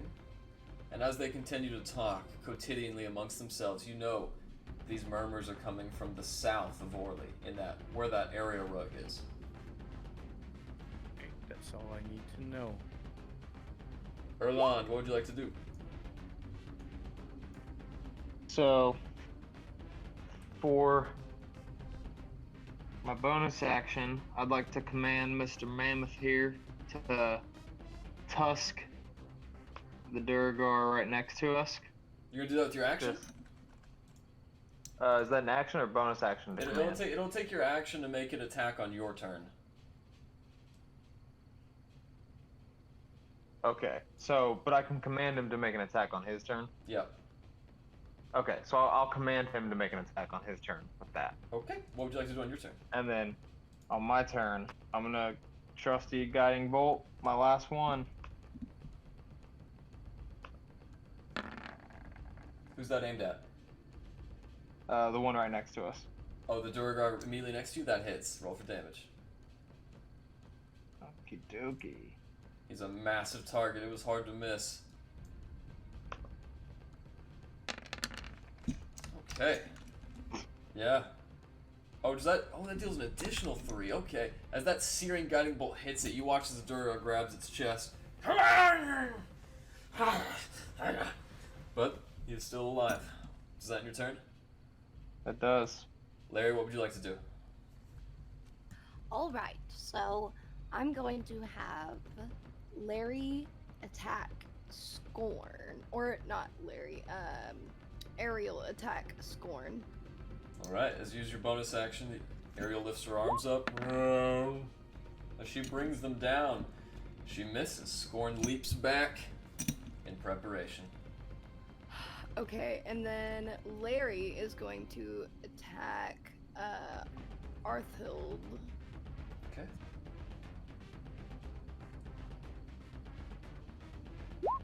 Let's see if I can do crossbow. Wow, that hits. Roll yeah. for damage. Okay. As this crossbow bolt hits it, just far enough away, the 6 damage pierces, and the Duergar breaks the arrow off in its body, giving you a sneer in the process. Is that in your turn? Yes. Master Trovus is going to run by. He's going to spend his action shooting the animated armor.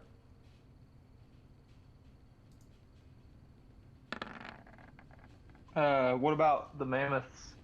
That's right, I forgot. My apologies. He's going to miss. He's going to keep running. Wait, 5, 10, 15, 20, 25. Run 5 feet, and the mammoth runs on initiative 20. So, on initiative 20, the mammoth will gore.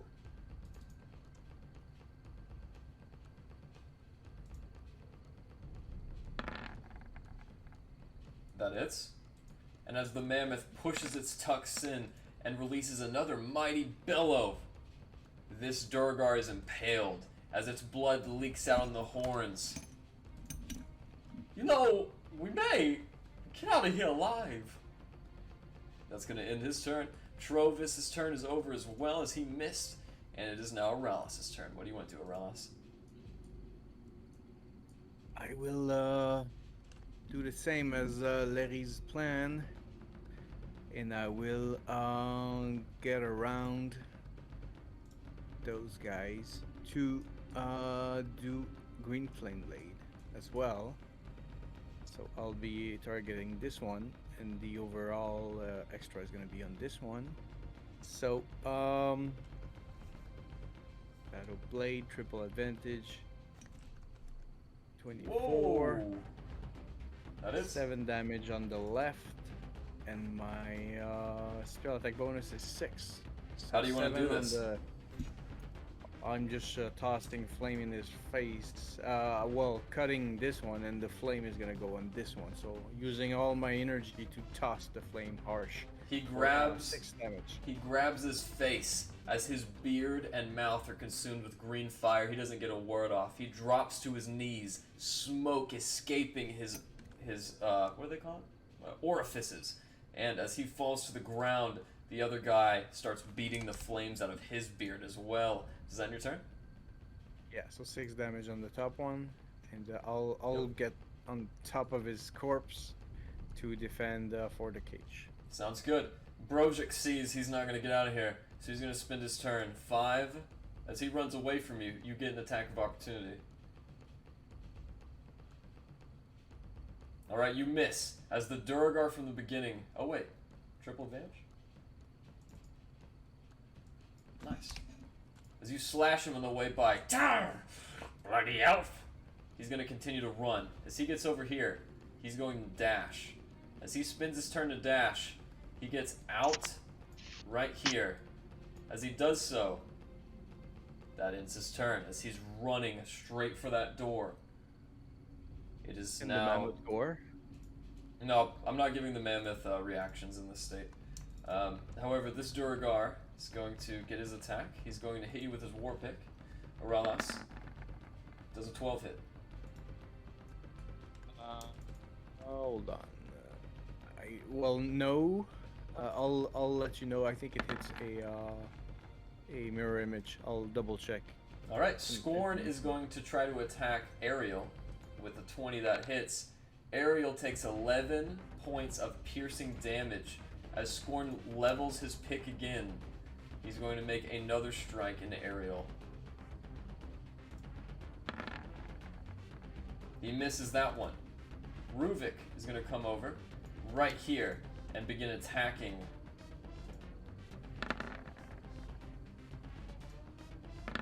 As he goes and attempts to strike the mammoth, both hits miss. The mammoth is dodging and weaving like Neo from the Matrix around these war picks. With those two down, the Duergar's turn is over. However, the animated armor is alive and well. Alistar, it's going to leer out with its cold frame. It makes a very similar sound. And as it brings down its own fist, it misses you with both. Alistar, you managed to dodge this animated armor. And it is now Rez's turn. Rez, what do you want to do? I just wanted to say that I drew a picture of Rez, and he looks a lot more pimpy than I ever realized. Hell yeah, let's go. Anyways, is my guy still shrunk? Yes, he will remain so. Okay. I'm gonna shoot the Duergar Hammerer again. He's dead. Then I'm going to shoot Scorn. Okay, go ahead. And you have advantage. A natural 20. Don't need advantage, baby. I'll let you use the 8 if you want to.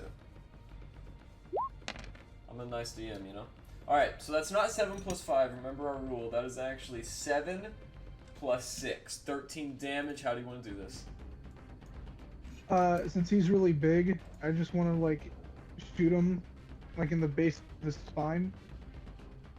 And he just collapses over, bleeding out and paralyzed for the rest of this map. Very nice indeed. What else do you want to do? I'll move up, like, maybe 10 feet. Okay. Hell yeah. Is that your turn?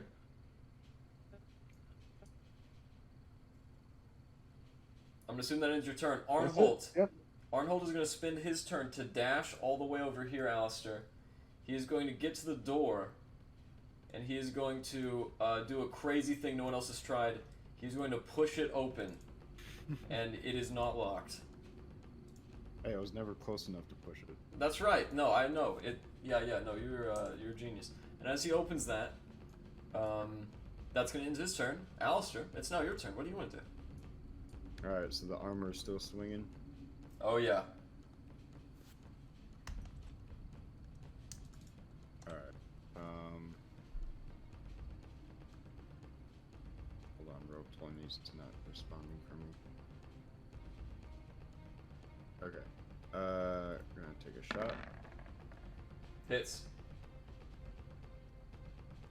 Okay. Sorry, my browser is acting really. That's okay. If you'd like me to, I can do the damage for you, but it's always up to you. Yeah. Yeah, you go ahead and do the damage. 10 points. Very nice. Another blast shattering pieces of armor. This animated armor is not doing well. His animated parents cry in fear. Is that your turn?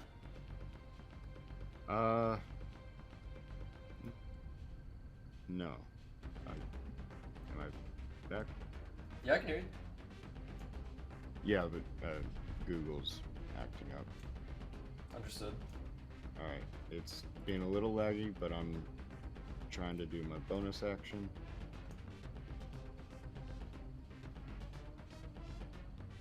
Man, you guys all rolled really high initiative. Good for you. Okay. Horse Ballista. Woo! Alright. Unfortunately, that barely misses. That's 12 to hit, right? Yes, I believe. Unfortunately, it just barely misses. Is that your turn?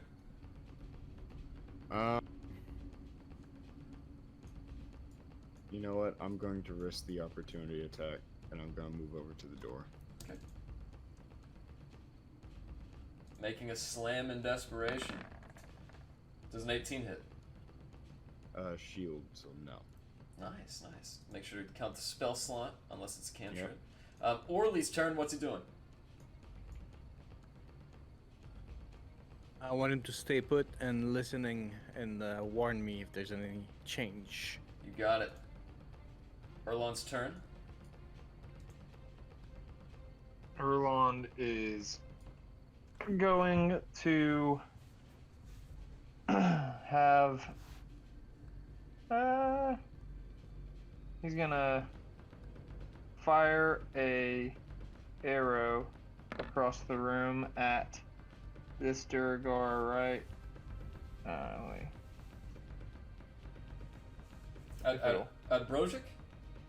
No, no. This one way over here. I'm trying to click on it, but it's not. That's okay. The one next to Aralas? Yes. It misses, unfortunately. Oh yeah, I didn't even see that until now. And then for a bonus action, I'm gonna command the mammoth to take a step on Ruvik. Sounds good. Up next is Larry. Larry, what would you like to do? Alright, I think I'm going to have... Ooh, there's not very many people around me. I'm gonna have... Let's see... Larry step up next to Ruvik. Like there, is that alright? Yeah, I'm totally fine with that. Alright, and then I'm gonna use my hammer. Okay. Ooh, well, if that was a 17, it hits. It's not showing up in the chat for some reason, but I see it. Yeah. Yeah, it was totally. Oh, wait, was it? What the hell is going on? Oh, it was a 1 and a 17. I'm so sorry. Yeah, but, you know, that happens. So, and I don't think I have any sort of inspiration. So, I guess I'll have Ariel go over by Aralis. Okay. She obliges. Can she make it about there? Yes. Easily. Could the ogre zombies like reach out or zombie? The ogre zombie does look like it can reach out. Can I go to the other side of Aralis? Indeed.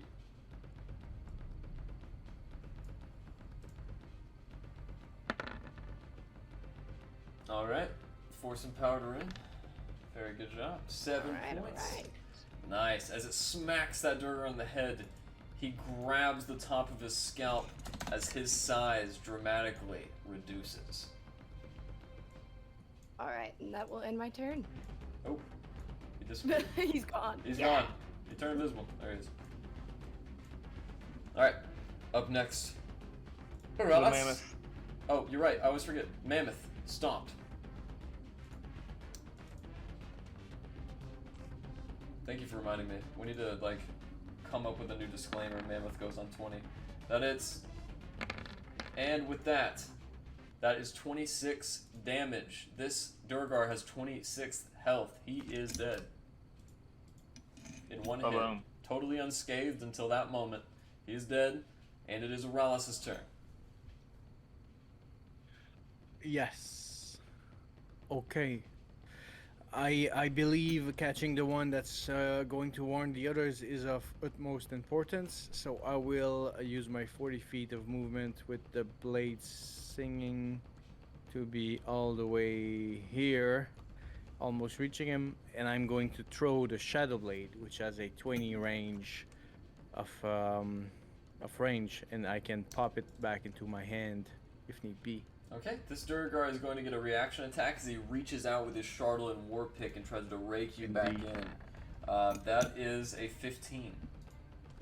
15, I'm rolling the images. So one is going to be on me, but Oh, no. I have 20 AC. Oh, so thank God. Misses. Thank God. We're OP. Okay, what do you want to do? Shadow Blade throw at the guy. 19 to hit. Roll for 26 damage. doesn't count. As this massive psychic blade sinks into his back, the point escapes in the front, and you guys watch as a spurt of brackish blood hits the floor. He looks up. Nildar, save us! As he falls on the ground, his entrails leaking, he is also dead. And that's my turn for now. Up next, Trovus is going to run into the room with you, but not before he makes a shot with his musket. You guys see a very familiar face around the corner, and as he does so, the armor is hit behind you, Alistar, and takes 7 damage, almost destroyed. Up next is the animated armor. Okay. Leering out behind you, Alistar. It gets right here. At which point, it looks between the two of you. And as it's been programmed to designate living threats a priority, it's going to begin attacking. 2 massive slams. Alistar's not living. That's right. Oh! That's why Arnholt is taking all this damage. I swear to God, if you kill my brother. As Arnholt takes 17 damage. I am okay. Go on. And with that is the Duergar's turn. He is dead. This is the only Duergar alive up in the top right. So he's going to make his attacks onto Ariel.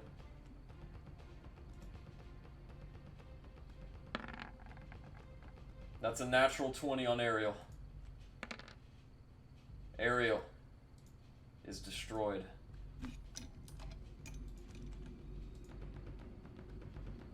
Rez, it is your turn. However, as far as you're concerned, there's not a threat in this room.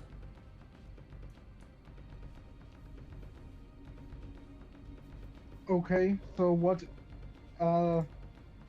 everybody okay? My baby! My baby. Can I cast Bend? What can I do? No, not yet. We're still in initiative.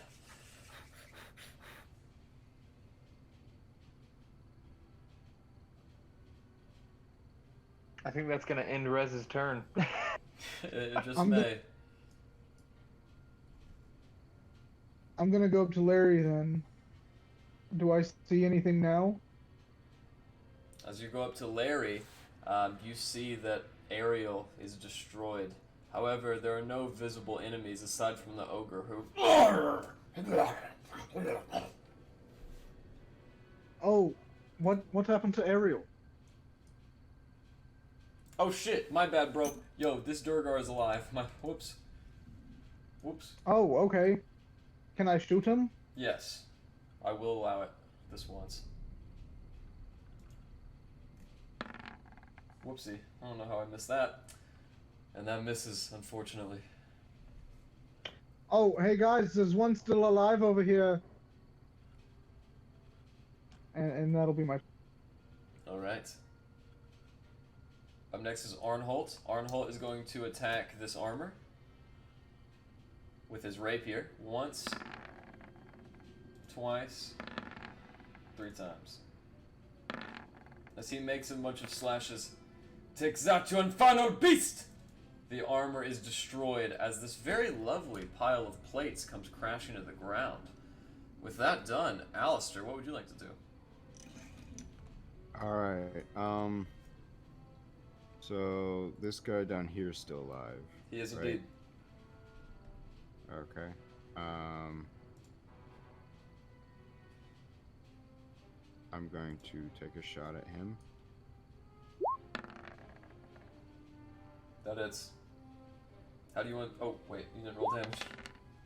There we go. Now I can say it. How do you want to do this? Just one good shot, shredding his back, knocking him over. As the Duergar is picking up the pieces of Ariel for salvage, he's hitting the chest.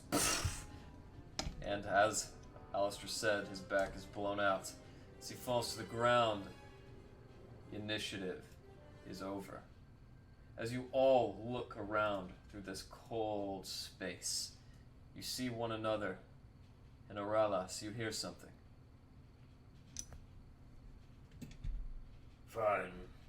I will take this and bring it to my father. But no promises. What would you all like to do? Firstly, I'm picking up the plates of armor that have now fallen on the floor, and I'm putting them in my inventory. Is that really necessary? You never know when they'll come in handy. Add to your sheet a damaged pair of full plate armor. Okay. Larry. Ariel's body is in a hump. Wires and screws missing. The lights in her head flicker and then disappear.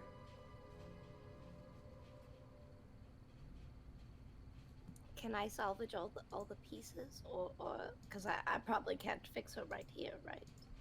That is unfortunately true. As you salvage all the pieces, I'm gonna say that you gather them all into your rucksack efficiently, all the necessary ones, and now are set on rebuilding back Ariel better than before. With that, Erland, what would you like to do? Can I go from archer form to chalice form? You are at a combat. Using wild shape? You can indeed. Yeah, I know we're out of combat. I'm doing it for health benefits. Yeah, no, you got it, man. And awesome. With that, and then go ahead. I would like to cast Cure Wounds on the mammoth and use the chalice healing as well on him. As you watch some minor superficial wounds heal up. 17. You can see the mammoth is still hurt, but not as much as he was before. Now then, with that, Trovus and Arnhold join the rest of you. Well, hello there, Team B. I hope your much less important task went over successfully. Oh, yes. Where the hell were you guys? Oh, you know, fighting Robert or something. We had a casualty. Oh my. Someone died? Who? My baby. I'm sorry, I didn't realize you were expecting. Yes, that's most unfortunate. It happened so soon. At about that time, Trovus, seeing a weeping kobold, lends you some support, Larry, and pats you on the shoulder. Thanks, man. What was your baby's name? Ariel. Ah, yes. When we are back in the town, I will christen a fountain in her honor. Yes. Thank you. Of course. Thank you. I will loot Brojic. Okay. On Brojic, you discover a Chardolin pickaxe and 10 gold pieces. Okay. Oh, and his light crossbow, of course. I'll search the 2 Duergar right next to me. Alright. On the one on the left, you discover 11 gold pieces. On the one on the right, 6. On both of them, Chardalyn war picks, Chardalyn buckles, and light crossbows. Using my Yellowbeard's stone, do I see any magical items around? As a matter of fact, you don't, but you do sense a magical aura originating from the west. My friends, I think I heard the wizard Tizan. He should be there. They're making a deal. I think one of them is gonna go soon, so we gotta get ready. Yes, Tizan is still alive. I'm ready as always. If you guys so choose, you all near that entrance now. The same one that Orly was hearing the sounds emanating from. As Orly quickly and brings itself, perching on the shoulder of Oralas. You guys are all there. Position yourselves where you like. I'll give you a few seconds. And then, of course, I will ask you what you would all like to do. He's a wizard, so careful for mass damage area stuff. A wizard? Okay. Yes. This sounds like kind of trouble. Oh no, Anholt, it shall be perfectly fine. We have nothing to worry about. Maybe Beetles this kind of shit all the time, unfortunately. You know, brother, I don't say this as often as I should, but you're so inspirational. Oh, you know, I kind of feel like it's one of my main personality traits. He says as he walks to the back of the wall, getting as far away as possible. Yes, please do so, Arnold. You're kind of hurt, so be careful. This is true. I will watch out for my skins, don't worry. Inevitably, you all watch as the door slowly opens out. As it does so, you guys see a very similar characteristic. In front of you, the goateed face with the new cap, this one black with a red sash instead of red with a black sash, looks out. Well, hello there. Come to join the festivities? And that is where we will leave off tonight. How did I know it? How did I know it? I'm very predictable. And then he said it. I'm very predictable. Now then, thank you all for joining me on this very late session. It ran about as long as most, but we started late. So I think you guys deserve a level up. Do we, Hell yeah! That's right. Now, here's the thing, guys. When you roll for HP, add your HP to your character, but you do not go to full like World of Warcraft. So, for instance, Rez, you have 17 out of 28. Sorry, 18 out of 28. If you roll a 2 on your health, and you get 2 health points, your health would be 20 out of 30. Does that make sense? Makes sense. Okay, glad we're on the same page. Thank you all for playing.